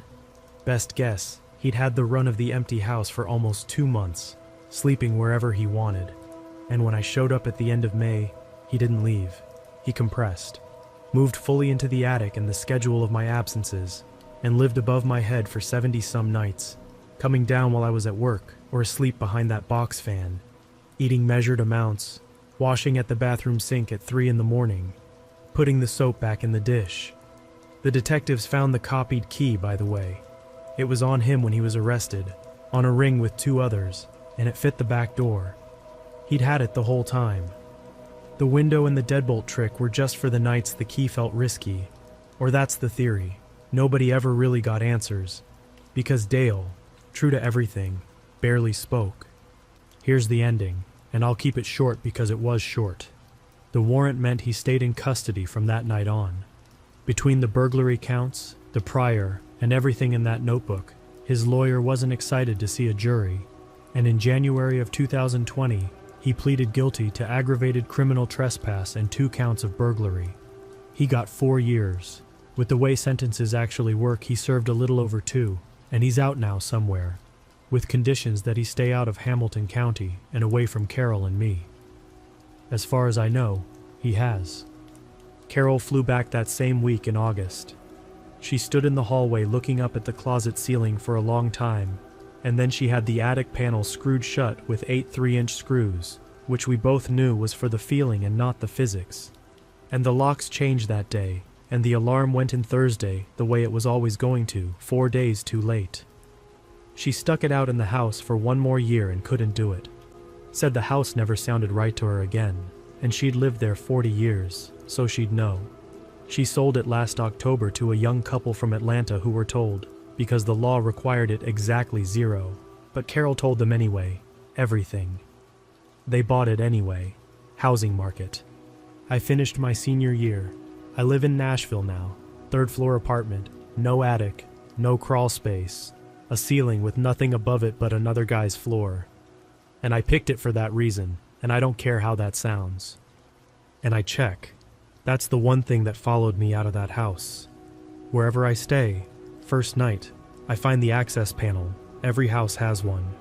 And I look at the paint seam around the edges, and I make sure it's unbroken.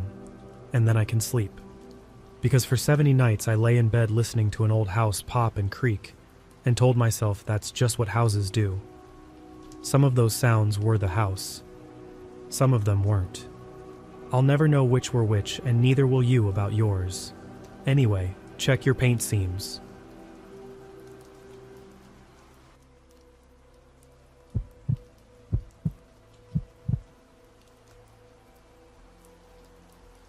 I knew something was wrong with the cabin when I woke up and saw the kitchen chair pulled out.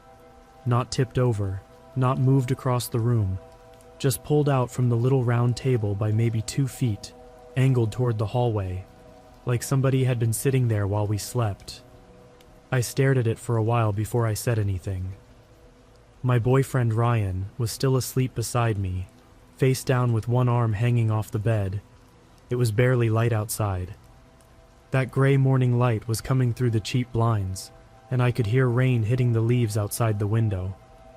At first, I tried to explain it away in the dumbest possible way. Maybe I had left it like that. Maybe Ryan had gotten up during the night. Maybe one of us bumped it when we came in from dinner. But I remembered pushing both chairs in before bed, because the cabin was small, and that table was right in the walkway between the kitchen and bedroom. I remembered doing it because Ryan had laughed and said, "You really can't relax, can you?" I got out of bed and walked into the kitchen. The chair legs had made faint scrape marks on the wood floor.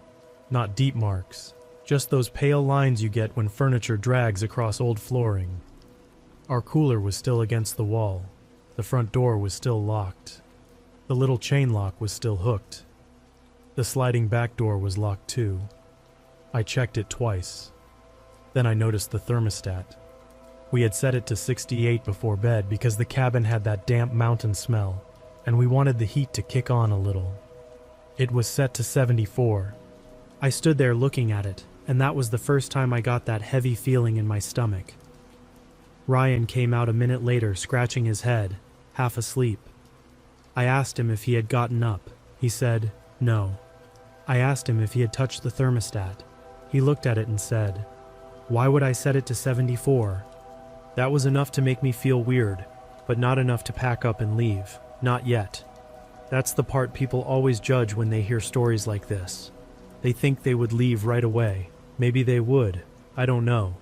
But when you're actually standing there in your socks on the first morning of a trip you already paid for, your brain starts working against you. You start trying to make everything normal. The cabin was outside Gatlinburg, not deep in the woods or anything, but far enough up a road that had no streetlights. It was one of those small one-bedroom rentals that looks cute in photos, because the photographer knows how to hide how close everything is. Wood walls, little gas fireplace, old couch, tiny kitchen, hot tub on the back deck, mountain-themed signs everywhere. The listing said it was private. It said secluded. It was not really secluded. There was another cabin down the slope, but the trees blocked most of it. From the front porch, all you could see was gravel driveway, wet leaves, and the road curving down through the woods. The host's name on the app was Dale. His picture showed a smiling older guy in a baseball cap standing in front of a lake. He had a lot of reviews. Most were fine. Clean place, great location, cozy cabin, good communication. There were a few that I remembered only after everything happened. One said the cabin made weird noises at night. One said they felt watched, but blamed it on being city people.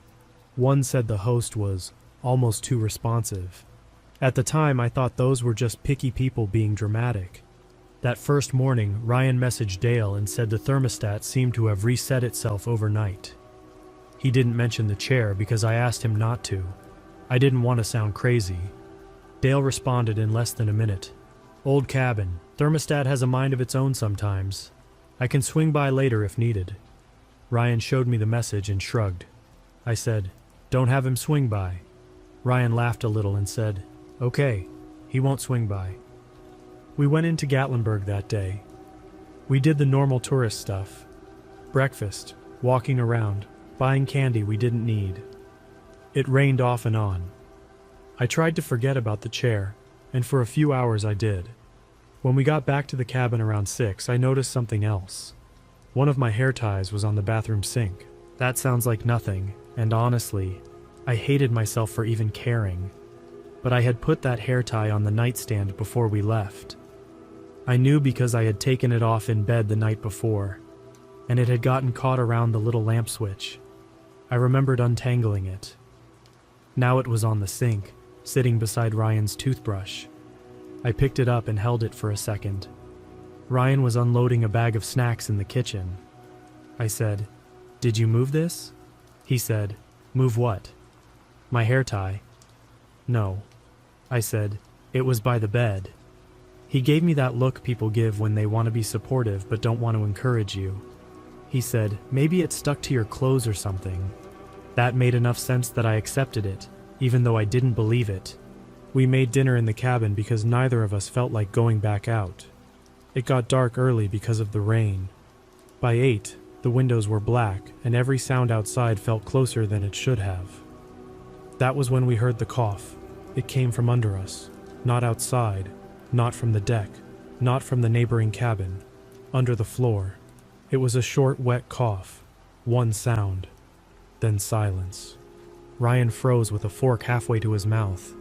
I looked at him and whispered, "You heard that?" He nodded. We sat there listening. The refrigerator hummed. Rain tapped on the roof. The cabin creaked a little, the way cabins do. Nothing else happened. Ryan got up and walked around the kitchen, putting his ear near the floor. I said, "Don't." He said, "It's probably pipes." I said, "Pipes don't cough." He didn't answer. He went to the front door, opened it, and stepped onto the porch. I followed, but stayed inside the doorway. He shined his phone light toward the side of the cabin. There was nothing but wet dirt, leaves, and the black open space under the deck stairs. The cabin sat on a slope, so the front was close to the ground, but the back was raised. You could see lattice around the lower part, the cheap kind that hides crawl spaces. I had noticed it when we arrived, but I didn't think about it. Ryan walked to the side of the porch and shined his light down. "Hello?" he called. I hated that. I hated how loud his voice sounded and how fast the woods swallowed it. No one answered. He came back in and locked the door. For the rest of the night, we kept the TV on, not because we were watching it, just because silence felt worse. Around 10, I messaged Dale myself. I wrote, "Hi, we heard what sounded like coughing, or maybe an animal under the cabin. Is there a crawl space or anything? Just wanted to check." He answered almost immediately. "Probably raccoons. They get under there sometimes when it rains. Nothing to worry about. I'll have pest control look after your stay." That bothered me. Not because of what he said, but because of how fast he said it. He didn't ask what side of the cabin. He didn't ask if we wanted him to check. He just explained it away and told us it would be handled after we left. Ryan said that was normal. Hosts don't want to deal with stuff unless they have to. I said, why wouldn't he tell us there might be raccoons under the cabin before we booked? Ryan said, because then nobody would book it. He had a point, but it did not make me feel better. We slept badly. I don't think either of us said we were scared, but we both acted like we were. Ryan put his duffel bag in front of the bedroom door, even though the cabin didn't have a separate bedroom door, just a sliding barn-style thing that didn't lock. I kept waking up and checking the corner where the hallway met the kitchen. At some point in the night, I heard the floor creak. Not a random house sound. A slow creak under the bed, then another one near the wall. I held my breath so long my chest hurt. Ryan whispered, "You awake?" I whispered, "Yes." We lay there listening. The sound didn't happen again. In the morning, our leftover pizza was out on the counter. We had put it in the fridge. Both of us remembered putting it in the fridge because Ryan had joked that cold pizza would be breakfast. The box was open. One slice was missing. "That was it for me," I said. We're leaving. Ryan didn't argue, he didn't joke. He just nodded and started packing. I went into the bathroom to grab my makeup bag, and that was when I noticed the vent cover. It was on the wall close to the floor, beside the sink, one of those rectangular return vents. I had noticed it before, but now one screw was sticking out farther than the others. The bottom corner of the vent wasn't flush with the wall. I crouched down and touched it. It moved. The whole cover shifted a little. I said, "Ryan." He came in holding his hoodie. I pointed at the vent. He said, "What?" I pulled it gently. It came away from the wall with almost no effort. Behind it was not ductwork. Behind it was a dark, empty space. For a few seconds, neither of us moved. Then Ryan got down on one knee and turned on his phone flashlight. The beam hit unfinished wood, dirt, and some kind of narrow opening that went back behind the bathroom wall. Not big enough for a grown person to walk through, but big enough to crawl through. I backed away so fast I hit the tub. Ryan said very quietly, "Get your shoes." That scared me more than if he had yelled. I went to the bedroom and grabbed my boots with my hands shaking so hard I could barely get them on. Ryan was still crouched by the vent. He leaned closer, then jerked back. I said, "What?" He said, "There's a cord." I said, "What do you mean?" He reached in and pulled out a white phone charger. It was plugged into an extension cord that ran back into the darkness. That was the moment everything stopped feeling like a weird cabin and started feeling dangerous. Ryan stood up and said, "We're going now."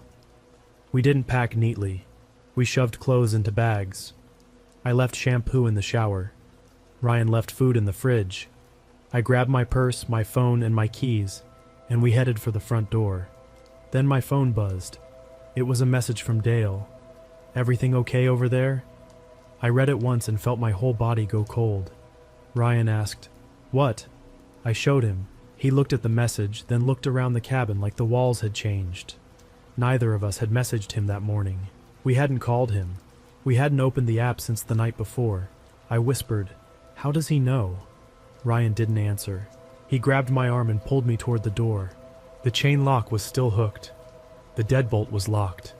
He opened both, and we stepped onto the porch. The gravel driveway was empty except for our car. For 1 second, I felt stupidly relieved. Then Ryan stopped.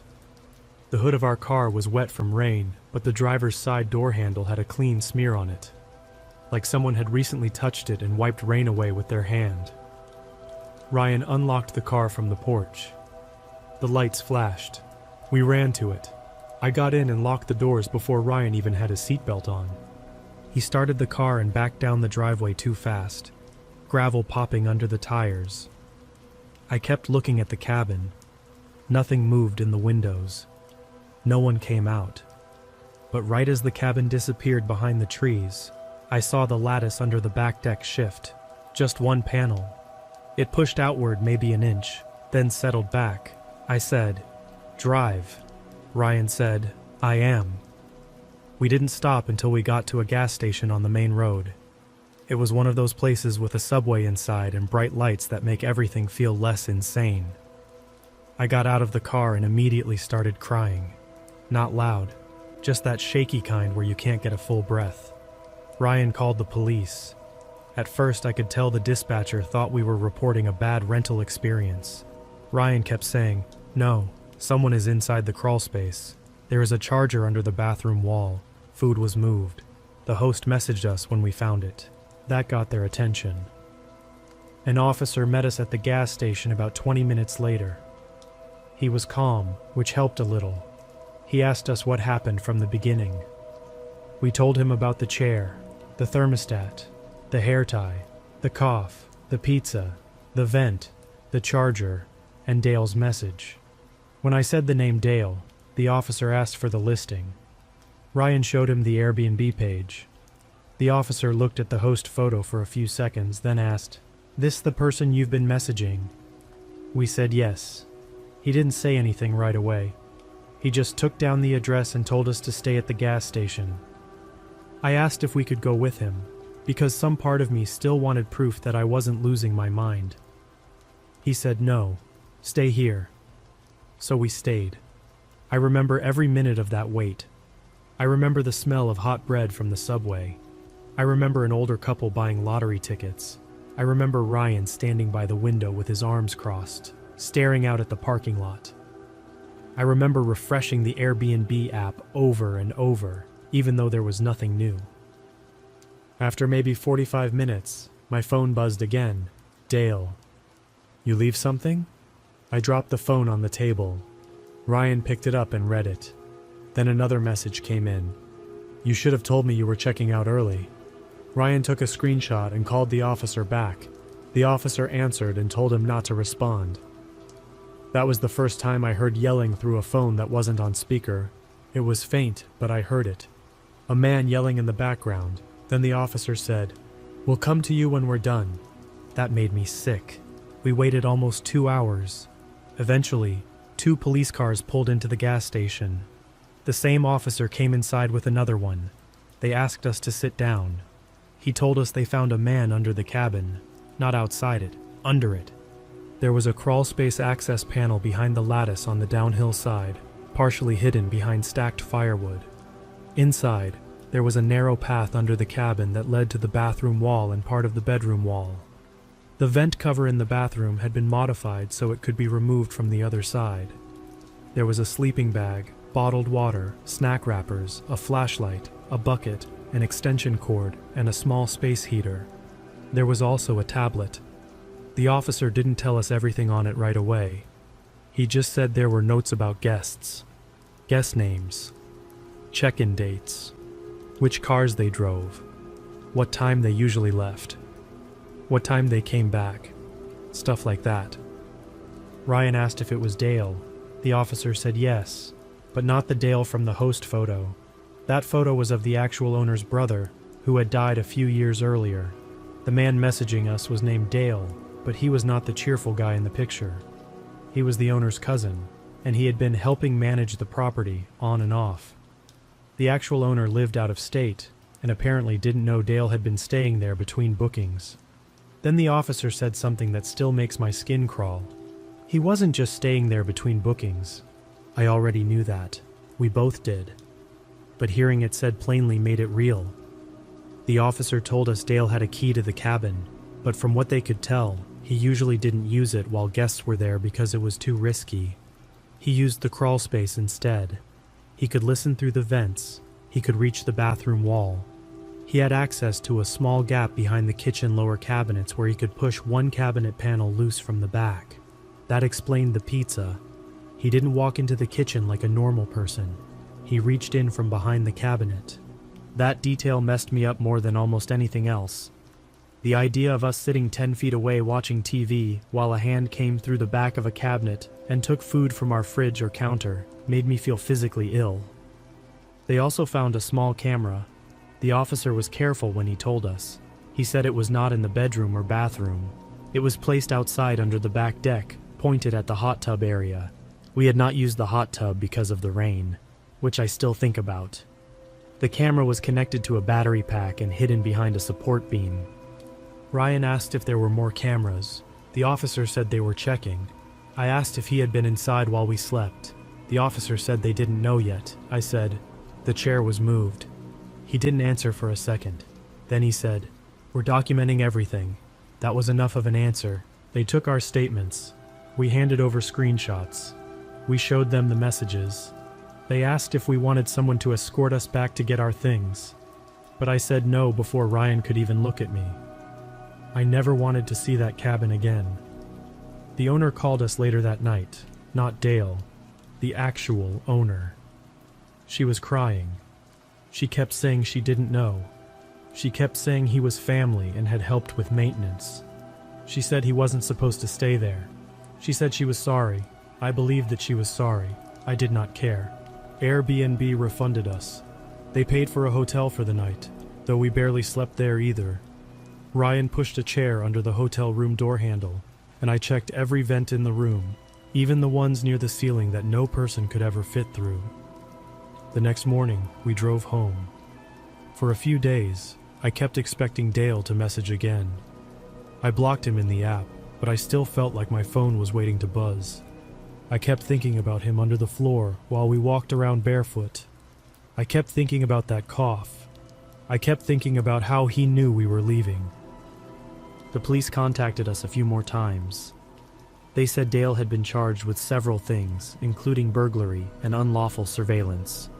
I don't remember the exact wording of all of it. I remember asking if he had done this to other guests. The detective said they were contacting previous renters. That answer told me enough. A few weeks later, Ryan found one of the old reviews from that cabin. It had been buried under all the positive ones. It was from a woman who stayed there with her sister. She wrote that they heard a man clearing his throat under the floor, but assumed it was sound traveling from the neighboring cabin. Another guest said their leftovers went missing and joked that the cabin had a snack ghost. Someone else said the host seemed to know they had used the hot tub even though they never mentioned it. Those reviews are gone now. The whole listing is gone. I don't know what happened to the owner. I don't know if she sold the cabin or still has it. I don't know if Dale ever admitted to anything beyond what police found. I don't know how many people slept above him without knowing. I do know he was there with us. He was there the first night when the chair moved. He was there when the heat changed. He was there when my hair tie moved from the bedroom to the bathroom. He was there when we heard coughing under the floor, and when we found the vent, he knew. That is the part I still can't get past. Not the crawl space, not the charger, not even the camera. It's the message. Everything okay over there? He sent that because he knew we had found something. We were not being paranoid. We were not hearing old house noises. We were not making each other nervous for no reason. There was a man under the cabin, listening to us figure it out.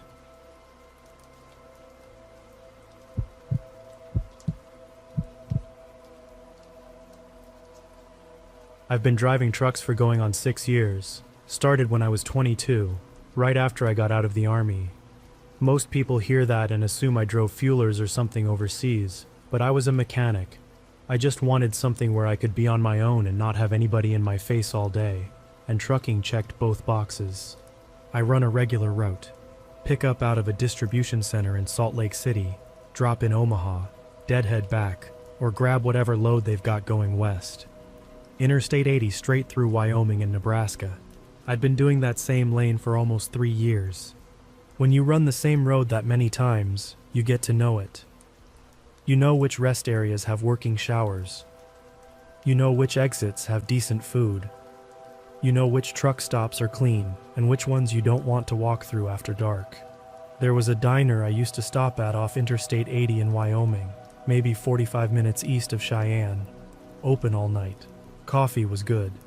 There was a waitress on the overnight shift named Joanne, and she always saved me a slice of pie if she knew I was coming through. This was August of 2022.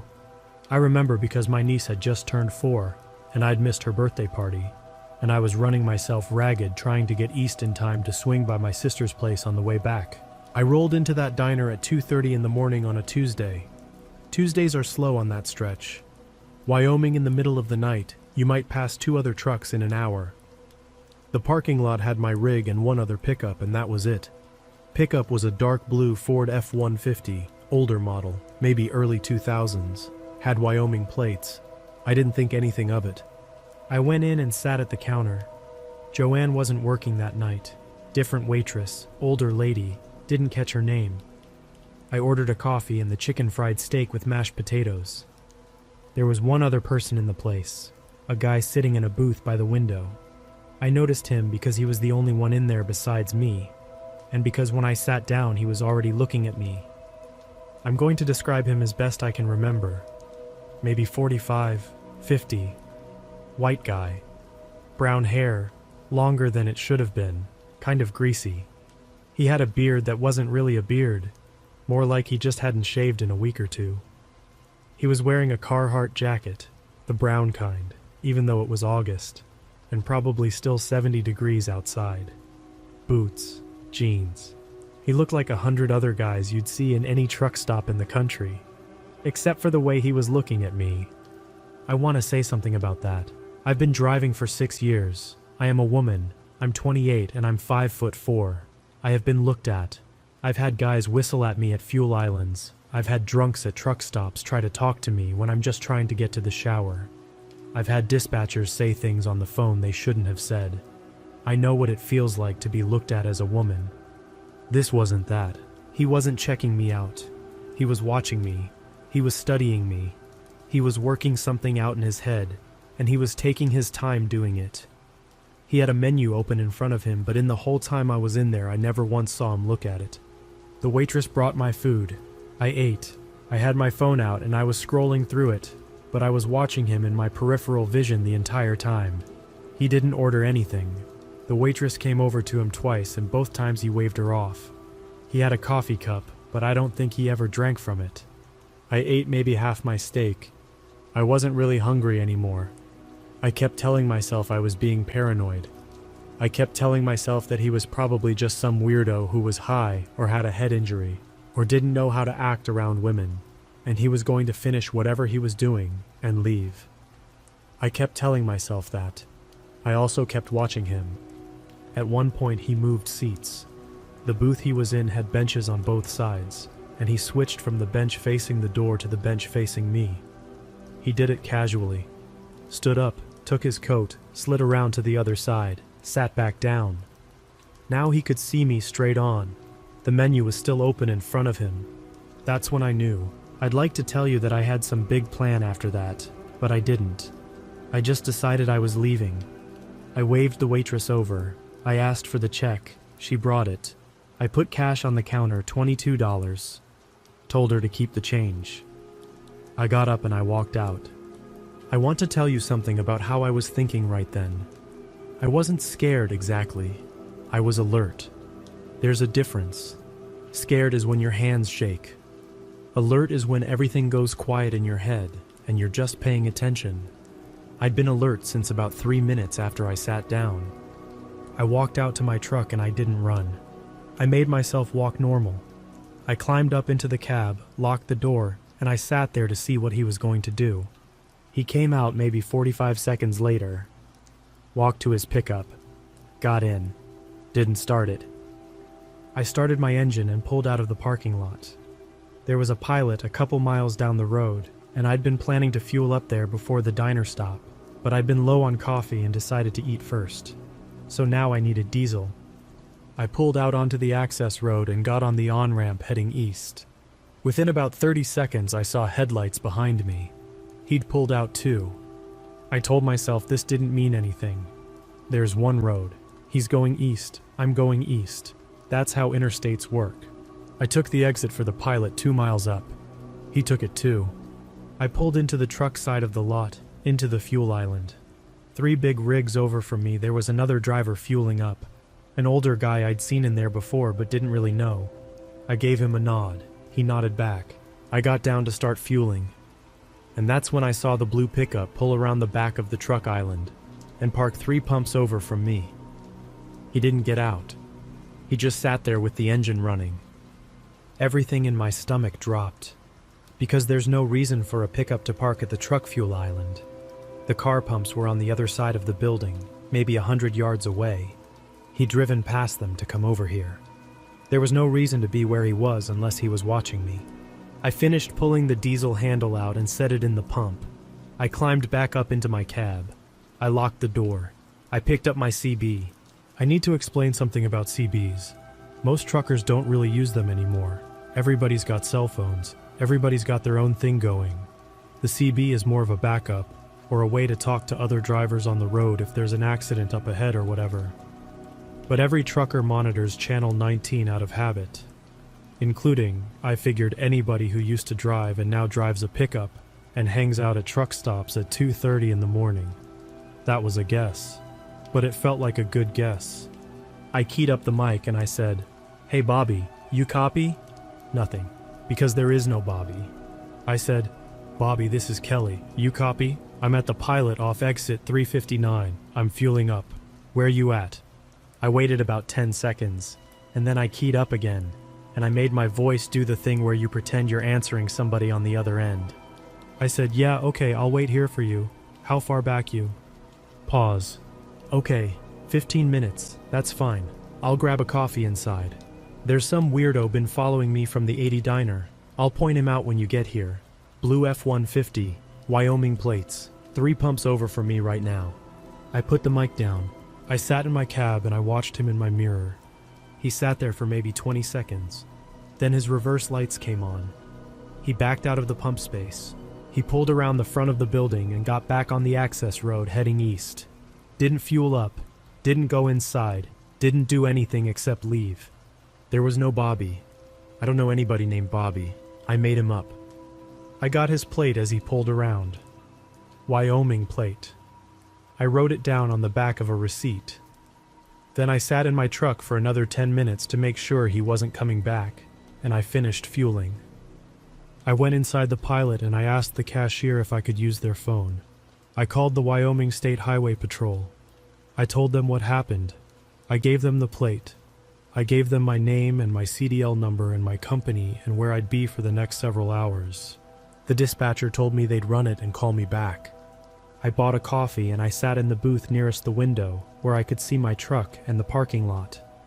I called my own dispatcher on my cell and told her I might be sitting at this Pilot for a while. She told me to do whatever I needed to do. About 40 minutes later, the cashier waved me over, State Patrol on the phone. The trooper on the other end said the plate came back to a man named Dennis Wayne Holcomb, 47 years old, address in Casper. Had 2 open warrants out of Nebraska. One was for aggravated assault on a female, an ex-girlfriend, from 2019. The other was for failure to appear on the same charge. They were considered active. He asked me to stay where I was. They were sending a trooper to take a statement. The trooper got there about an hour later. Younger guy, polite. Took my statement in the booth. Wrote down everything I said.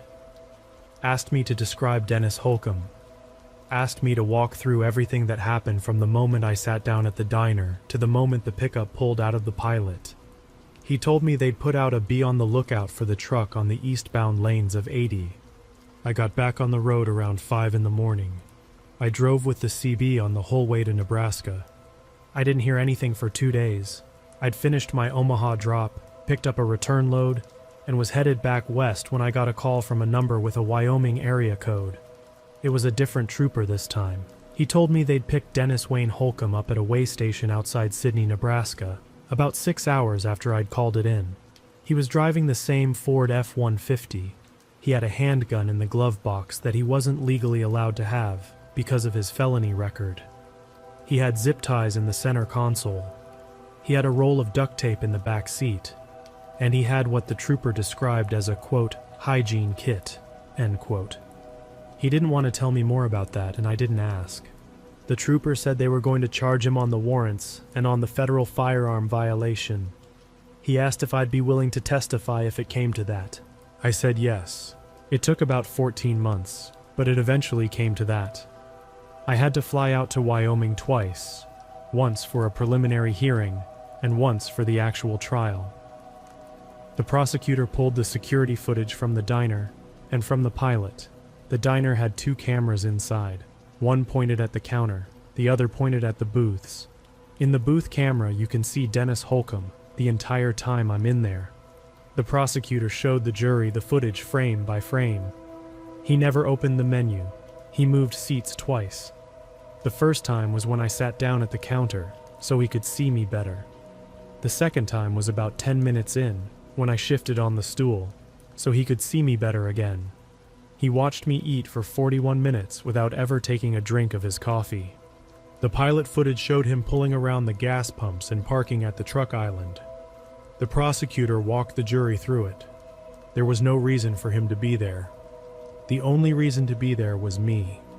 His lawyer tried to argue he was a man who'd had a weird night, said he was lonely, said he just wanted somebody to look at.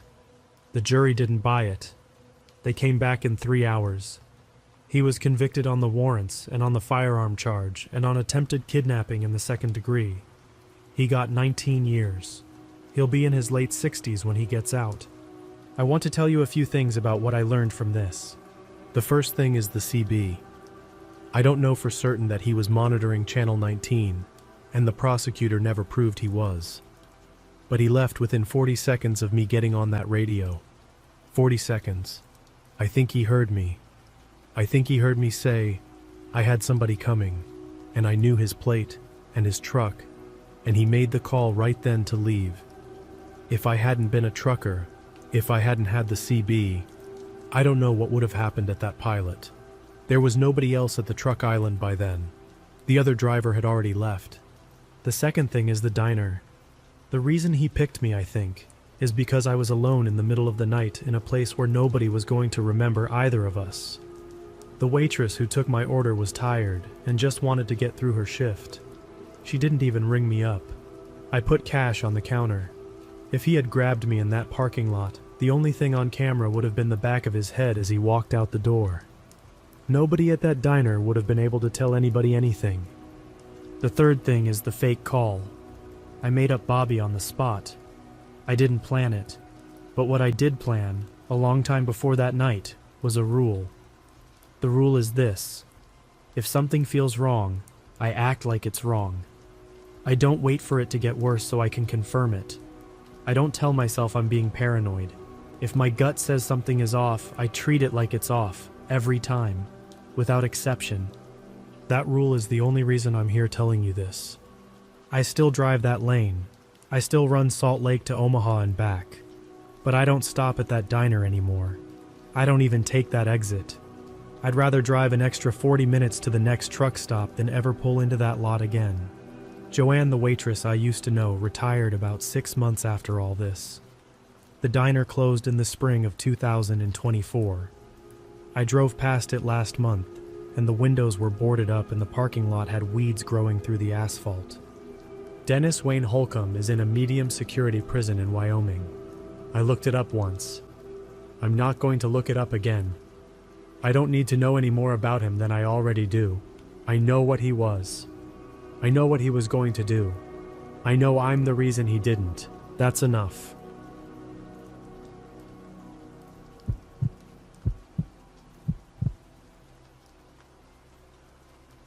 I almost didn't answer the Facebook message because I didn't recognize the name.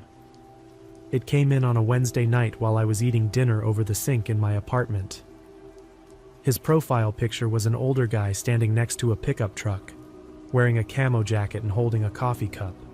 His name was Wayne Pritchard. I had no clue who he was. The message said, "Hey bud, you probably don't remember me. I was good friends with your dad. Saw your name pop up and thought I'd reach out. Hope you're doing all right." I read it 3 times before I replied. My dad died when I was 16. Heart attack. No warning. He was 48. One day he was leaving for work with a travel mug in his hand, and that night my mom was sitting on the kitchen floor because she couldn't stand up after the hospital called. I was 23 when Wayne messaged me. By then, I had gotten used to people bringing my dad up in weird little bursts. Old co-workers would comment on birthday posts. A guy from his church softball team once sent me a picture of him holding a bat and wrote, "Your old man could still hit," stuff like that. So I replied, "Hey, thanks for reaching out. I'm sorry. I'm not sure I remember you." He answered right away, "No worries at all. You were young. Your dad and I used to hunt together out near Lolo Pass. He talked about you constantly." That got me. My dad did hunt near Lolo Pass. Not every year, but enough that I remembered him packing coolers in the garage and coming home smelling like cold air, coffee, and gun oil. He had a couple friends he went with, but I didn't know all their names. I mostly remembered one guy named Mark because he had a loud laugh and brought us smoked trout sometimes. I asked Wayne how he knew my dad. He said they worked together for a while at a machine shop outside Missoula and stayed close after that. He said they did a few elk trips, helped each other with projects, and got each other through some rough patches. That last part felt private enough that I believed him. We messaged for maybe 20 minutes. He told me my dad had been proud of me. He said my dad used to talk about how I took apart radios and old computers. That was true. I used to do that all the time. He said my dad always figured I'd end up doing something with my hands or with electronics. That was true too. I work as a low-voltage technician now, mostly security systems, access control, cameras, that kind of thing. I asked him if he had any pictures. He sent one a few minutes later. It was a photo of my dad standing beside a truck in a gravel lot, wearing the old brown Carhartt jacket that my mom still had in a closet. He was holding a paper plate with a burger on it. The picture looked like it had been taken at a company picnic or something. I had never seen it before. I stared at it for a long time. Then Wayne wrote, "He'd be proud of you, kid." I didn't know what to do with that. I just typed, "Thank you." That was how it started. For the first couple weeks, it was normal enough. Wayne would message me every few days. Sometimes he sent pictures. Some were of my dad. Some were just old hunting areas, trailheads, muddy trucks, stuff like that. He told short stories, nothing huge, just normal guy stories. He said my dad once forgot coffee filters and used a paper towel. He said my dad hated sleeping in tents if there was a truck nearby. He said my dad called cheap flashlights dead batteries with handles. That sounded exactly like him. I didn't tell my mom about Wayne at first, not because I was hiding it. I just didn't think it was a big deal. My mom had remarried by then, and she didn't like getting surprised by grief. Some days she could talk about Dad for an hour. Other days, one picture would shut her down. I figured I'd mention Wayne when it felt natural. The first time he called me, I almost didn't pick up. I was in the parking lot of a hardware store, waiting on a coworker to bring out conduit. My phone rang from a number I didn't know. I let it go to voicemail, then checked the transcript. "Hey bud, it's Wayne. Just wanted to hear your voice, I guess. No pressure. Call me anytime." That made me uncomfortable, but not enough to block him. I told myself older guys just talk like that. Some of my dad's friends had always been overly sentimental after a couple beers. I figured Wayne was lonely. I called him back that night. His voice was lower than I expected. Gravelly, slow. He sounded nervous at first, then got more comfortable. He asked about my job. He asked if I still lived around Missoula. I told him I had an apartment off Brook Street. I didn't give the address, but even saying the area felt like too much after I said it. He told me he lived outside Stevensville. He said he had been divorced for years. No kids. He said, "I always figured your dad would have me around more as you got older, but life happened." I didn't really know what that meant, so I said, "Yeah." Then he said, "I guess I always thought of you a little like family." That was the first thing that made me pause. I didn't remember ever meeting him. Still, I let it go. A week later, he asked if I wanted to get coffee. I said maybe sometime. He said, "I know that means no, but I'll take it." I felt bad and told him Sunday morning would work. We met at a diner near Reserve Street. I got there early and parked where I could see the door.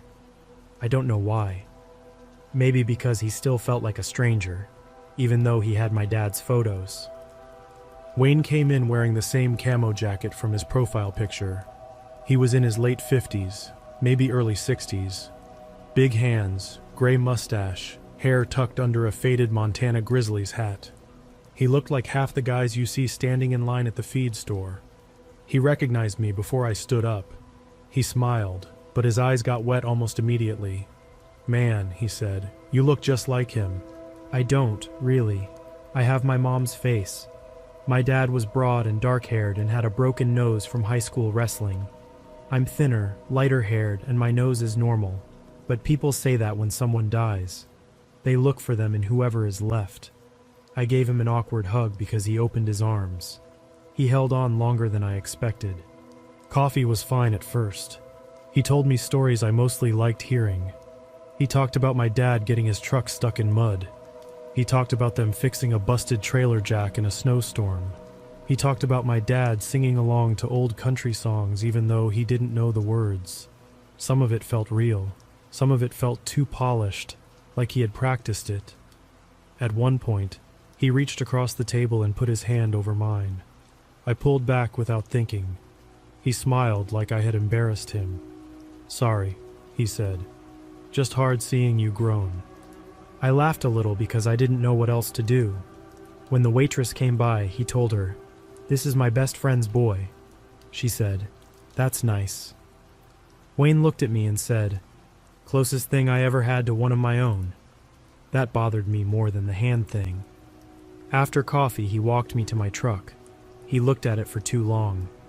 "Your dad would have liked this," he said. It was a used Tacoma with a cracked fog light and a dent in the tailgate. My dad would have told me I paid too much. Wayne asked if I hunted. I said not really anymore. He looked genuinely disappointed. "That's a shame," he said. "Your dad would have wanted you out there." I said, "Maybe." He said, "I could take you, show you some of the places he loved." I told him I'd think about it.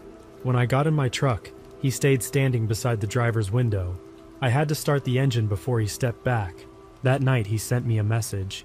"Good seeing you today. Felt like having a piece of your dad back." I didn't answer until the next morning. I wrote, "Same here. Thanks for the coffee." He replied, "Anytime, son." I stared at that word for a while. Son. I told myself it was just how older men talked. Some guys call everyone son, cashiers, mechanics, waiters. It didn't have to mean anything. But Wayne kept using it. "Morning, son. Proud of you, son. Call me when you can, son." I stopped replying every time. I didn't want to encourage it, but if I waited too long, he would send something like, "Did I say something wrong?" Or, "Sorry if I'm bothering you. Guess I just miss your dad." Then I'd feel guilty and answer. The second time we met, he brought gifts. He asked me to stop by a Cabela's parking lot because he had a few things your dad would have wanted you to have.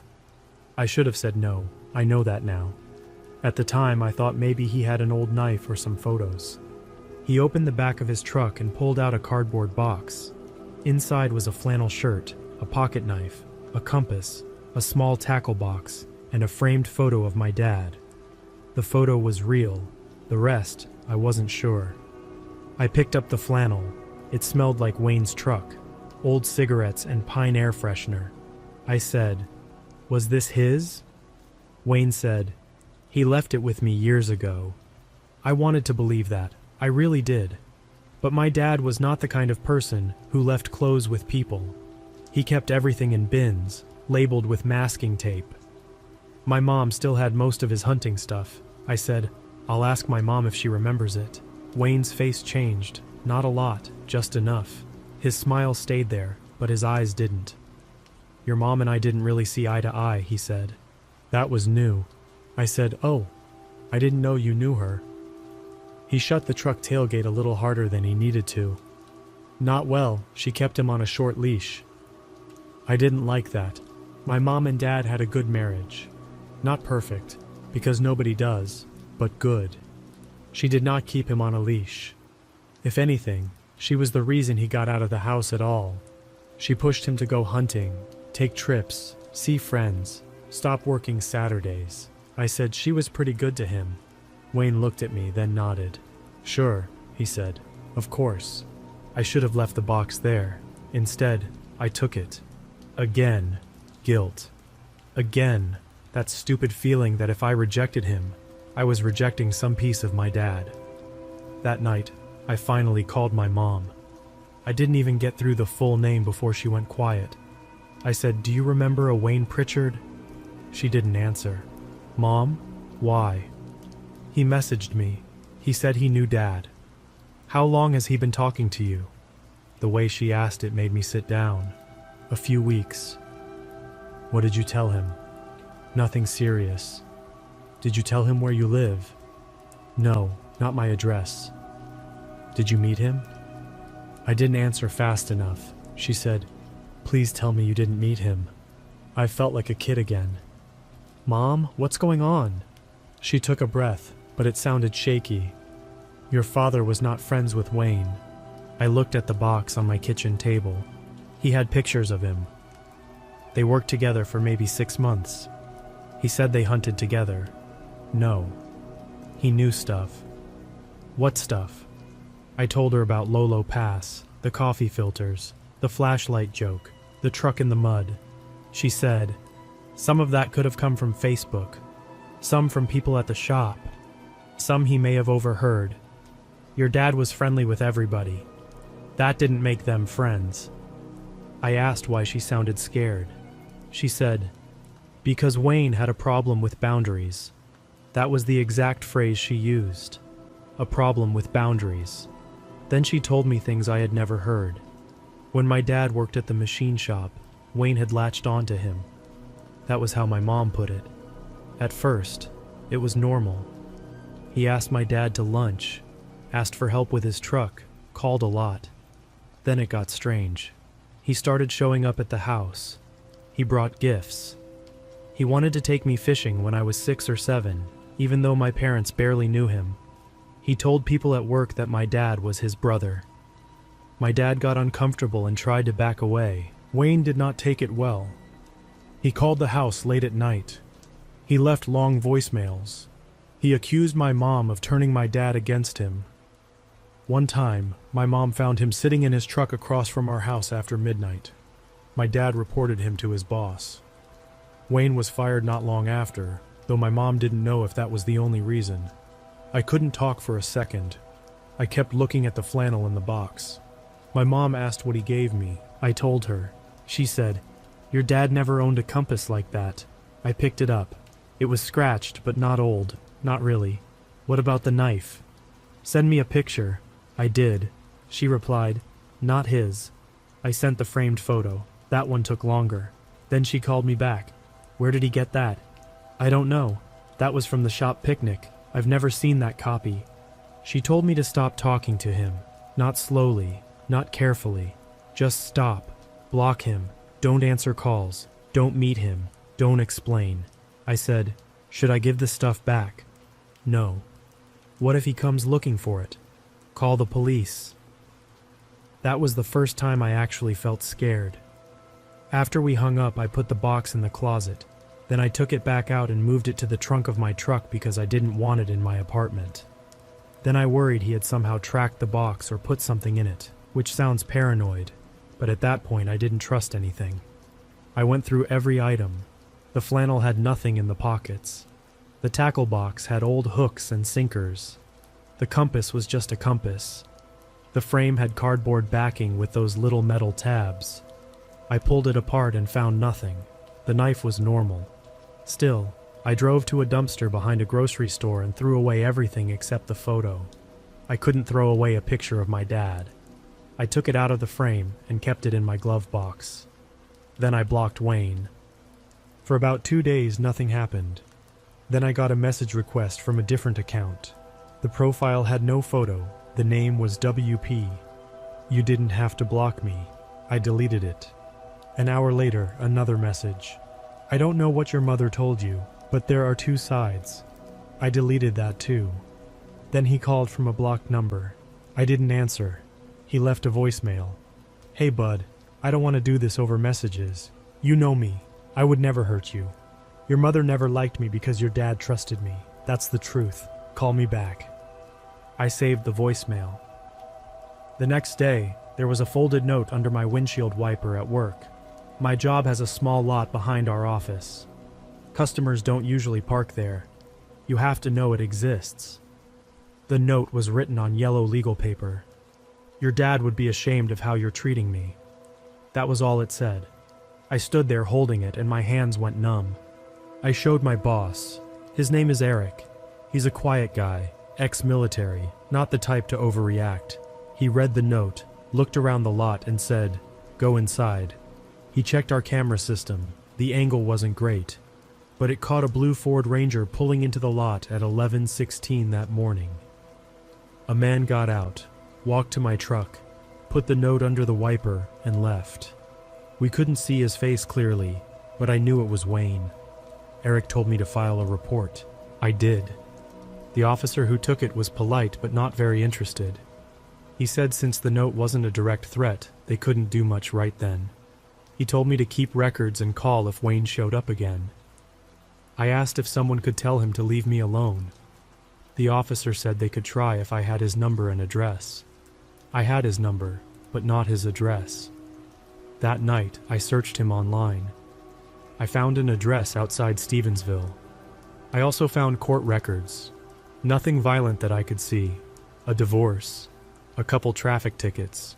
One old misdemeanor trespassing charge from years back that had been dismissed. I couldn't see details. I sent everything to my mom. She called me right away. "You need to stay somewhere else tonight." I said, "I'm fine." She said, "You are not listening to me. He used to sit outside our house." That got through. I packed a bag and stayed at Ryan's place. Different Ryan than the Airbnb story, obviously. This Ryan was my friend from work. Big guy, married, 2 kids, lives in a house with too many dogs. His wife, Marissa, made up the couch and didn't ask many questions, which I appreciated. At 2:13 in the morning, my phone lit up. Blocked number. I silenced it. Then again. Then again. Then came a voicemail. I played it on speaker with Ryan standing in the kitchen holding a baseball bat, because that was the kind of week it had become. Wayne's voice sounded different. Not drunk exactly. Tired. Angry under the tired. "You're making a mistake. You're letting her poison you. I loved your dad. I was there when nobody else was. I'm the one who knows what he wanted for you. You need a man in your life. You always did." Marissa whispered. "Oh my God." The voicemail kept going. "I'm not some stranger. You don't get to throw me away. Your dad promised me I'd be part of your life if anything happened to him." That was a lie. I knew it was a lie the second I heard it. My dad would never have promised that. Not to a man my mom barely trusted. Not without telling her. Not without writing it down. Not like that. I saved the voicemail too. The next morning, Ryan drove me to the police station. Having him there helped. I played the voicemail. I showed the messages. I showed the note. I showed the work camera clip. This time, they listened. An officer called Wayne while we were sitting there. He put it on speaker after telling Wayne he was being contacted about unwanted communication. Wayne sounded calm at first. He said, "I'm just trying to help the boy." The officer said, "He is an adult, and he does not want contact with you." Wayne said, "That's his mother talking." The officer said, "No, he's here." There was a pause. Then Wayne said, "Let me talk to him." The officer said no. Wayne said, "He needs to hear the truth." The officer repeated that he was not to contact me, come to my home, come to my work, or approach my vehicle. Wayne said, "I understand." But the way he said it did not sound like he understood. It sounded like he was trying not to say something else. For 5 days, nothing happened. I went home. I changed my locks even though I had no reason to think he had a key. I put a camera in my window facing the parking lot. I started parking under the light. I checked my back seat every time I got in my truck. I hated that he had done that to my life so fast. On the 6th day, my neighbor knocked on my door. Her name is Angela. She lives across the hall and has 2 little boys. I barely knew her beyond saying hi. She said, "Hey, sorry, weird question. Is your dad around?" I just stared at her. She looked embarrassed. "There was a man here yesterday asking which unit was yours. He said he was your dad." My mouth went dry. What did he look like? She described Wayne. Older, mustache, baseball cap, camo jacket. I asked what she told him. She said she didn't tell him anything because he gave her a bad feeling. He had been standing too close to her door, and he kept looking past her into the apartment. He asked if I lived alone. He asked what time I usually came home. He said he wanted to surprise me. Angela said, "I told him I didn't know you." I could have hugged her. I called the police again. They came, took another report, and talked to Angela. She had a doorbell camera and it had him on video. Clear this time. Wayne standing in my hallway smiling at her camera before she opened the door. That video changed things. The officer said they would contact him again and that I should look into a protective order. My mom drove up from Hamilton the next morning and went with me to file the paperwork. I hadn't seen her that angry in years. Not crying angry, cold angry. While we waited at the courthouse, she told me more. She said the worst incident happened when I was 8. My dad had taken me to a hardware store on a Saturday morning. When we came home, Wayne was sitting on our porch. He had brought me a birthday present even though my birthday had been 3 months earlier. My dad told him to leave. Wayne started crying and saying my dad was abandoning him. When my dad tried to close the door, Wayne put his hand on it and said, "You can't keep him from me too." I didn't remember that. My mom said they didn't tell me because I was little, and after Wayne got fired, he disappeared. Until now. The temporary order was granted. Wayne was served 2 days later. That night, someone left a cardboard box outside my apartment door. No knock, no note. I found it at 7 the next morning when I was leaving for work. For a second, I thought it was a package for Angela because she ordered things constantly. Then I saw my name written on top in black marker. Not just my first name, my full name, my middle name too. I did not touch it. I went back inside, locked the door, and called the police. It took them almost an hour to get there. During that hour, I stood in my kitchen staring at my front door. Every sound in the hallway made my chest tighten. Angela texted me from across the hall and said she had taken her boys to school and hadn't seen who left it. The officers opened the box. Inside were photos. Not a few photos, stacks of them. Some were old pictures of my dad. Some looked like they were taken from a distance. My dad getting into his truck. My dad standing outside the machine shop. My dad in our driveway, carrying groceries. My mom watering plants in the front yard. Me as a kid riding a bike without training wheels. Then newer ones. Me leaving work. Me pumping gas. Me walking into my apartment building. Me sitting in my truck outside a Taco Bell, looking at my phone. There were printouts of my Facebook posts. My old graduation announcement. My mom's wedding announcement when she remarried. My dad's obituary, folded and unfolded so many times the creases were soft. At the bottom of the box was the framed photo I had thrown away. Not the picture, the frame, the exact frame. The glass was cracked. There was a note taped to it. I kept what you threw away. I had thrown that frame in a grocery store dumpster miles from my apartment. That meant he had either followed me there or found it later somehow. I still don't know which option is worse. The police took the box. One of the officers told me very plainly, "You should not stay here tonight." I didn't. I moved in with my mom and stepdad for a while. That felt humiliating at 23, but I was too tired to care. My stepdad, Paul, didn't make a big thing of it. He just helped me carry my bags into the spare room and said, "You're safe here." Paul is not an emotional guy. He fixes tractors, watches baseball, and says maybe 10 words during dinner. But that night, he sat in the living room with a rifle across his lap until morning. Wayne violated the order 3 days later. He sent a letter to my mom's house, not through the mail. He left it in the mailbox, which is apparently also illegal, though that was the least of it. The letter was 6 pages long. I only read the first page before my mom took it from me. It started with, "I know you're all trying to make me look sick." Then it said my dad had chosen him to guide me. It said my mom had stolen me from him. It said I had been trained to fear the wrong man. It said Wayne had waited years for me to be old enough to understand. That line made me feel like I was going to throw up. He had waited years, not missed my dad, not wanted closure, waited. The police took that too. After that, things moved faster. They arrested Wayne for violating the order and stalking. I don't know every charge. I just know he spent a short time in jail, then bonded out. That terrified me, but by then the case had enough weight that people were taking it seriously. A detective named Harris came to talk to us at my mom's house. He had the box of photos, he had the letters, he had the voicemails, he had footage from my work and apartment. He had messages from both Facebook accounts. He also had something else, a storage unit. Wayne had stopped paying for a small storage unit in Missoula a month earlier. The facility owner had started the auction process, then recognized Wayne's name from a police inquiry and called it in. The detective asked if we were willing to come identify items. My mom said yes before I did. The storage facility was one of those rows of orange doors off a frontage road.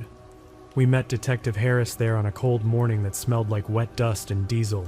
Paul came with us, so did another officer. When they rolled up the door, I expected junk, old furniture, tools, maybe more photos. There was some of that, But most of it was us. Plastic bins with labels. My dad's name. My mom's name. My name. Years written in black marker. Inside were newspaper clippings, printed photos, notebooks, old birthday cards, copied documents, maps, and things I recognized from our old house. A broken taillight lens from my dad's truck. A baseball glove I thought we had donated. A school photo of me from 4th grade, still in the little paper folder. A Christmas ornament with my name painted on it. My mom picked it up, stared at it, and said, "This was missing after we moved." Nobody spoke for a while. Detective Harris opened one of the notebooks. He didn't let us read much, but I saw enough. Dates, times. Boy rode bike with red helmet. D home 6:32. Wife left 8:15. D angry today. Boy taller. The handwriting got worse in later notebooks. Bigger, harder pressed. Some pages had my dad's name written over and over. Some had mine. There were also letters Wayne had written and never sent. One was addressed to my dad. One was addressed to me when I was 12. One was addressed to me on my 18th birthday. That one began, "Now that you're a man, maybe you can finally know me." I remember stepping outside after that and leaning against Paul's truck because I couldn't breathe right. My mom came out a minute later. She looked smaller than usual, like the storage unit had taken something out of her. She said, "I'm sorry." I said, "For what?" "For not telling you." I told her I was glad she didn't, and I meant it. What was she supposed to say when I was a kid?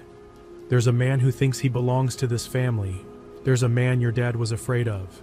There's someone watching from outside the normal parts of life. No, she did what parents do. She kept it away from me until she couldn't. The case did not turn into some dramatic movie thing. There was no big trial where everyone clapped. Wayne's lawyer tried to make him sound like a lonely older man who had handled grief badly. But the storage unit changed everything. So did the photos of me as a child. So did the note saying he kept what I threw away. He ended up taking a plea. Stalking. Violation of the protective order. A few other charges tied to harassment and trespassing. I don't remember every legal term because honestly, by then I just wanted it over. He got jail time, probation after that, and a long protective order that included me, my mom, and Paul. It didn't feel like enough. Maybe nothing would have. But it was something. Before sentencing, I got to make a statement. I didn't want to, then I did. Then I almost backed out. In the end, I stood there with my hands shaking and read from a piece of paper. I told the judge that Wayne didn't love my dad. He collected him. He didn't miss our family. He studied us. He didn't want to help me. He wanted access. He wanted a role nobody gave him. He used my grief as a door and got angry when I closed it. Wayne stared at the table the whole time. He did not look at me once. That bothered me at first. Then I was glad. When it was over, my mom cried in the parking lot. Paul put his hand on my shoulder and said, "Your dad would have hated that guy." For some reason, that helped more than anything else anyone said. I moved out of my apartment after the lease ended. I changed jobs a few months later too, not just because of Wayne, but because every time a blue Ford Ranger drove by the office, I lost focus for the rest of the day. I live in a different town now. My social media is locked down. I don't accept message requests from people I don't know. I don't post where I work. I don't tag restaurants until after I've left. I kept the photo of my dad from the shop picnic. That might sound strange, considering where it came from. But Wayne didn't own that memory. He didn't get to make every picture dirty. My dad is standing there in his brown jacket, holding a paper plate, squinting because someone took the picture facing the sun. He looks annoyed, which makes me laugh because that was him. He hated pictures. I asked my mom if she wanted me to get rid of it. She said no, he's yours, not Wayne's. So I kept it. The thing I still think about the most is how normal Wayne seemed at first. Not charming, not slick, just normal. A lonely guy with a truck and old stories. He knew just enough true things to make the lies easier to swallow. He knew where my dad hunted. He knew the jacket. He knew the jokes. He knew the kind of man I missed. That was what made it work. If he had come in acting obsessed right away, I would have blocked him on day one. But he didn't. He started with pictures, then coffee, then gifts, then sun. Then he wanted more replies, more time, more permission, more space in my life. By the time he said, "You need a man in your life," I already knew what he really meant. He didn't want to be my dad's friend. He wanted to replace him. And the worst part is, he had been waiting for his chance since I was a kid.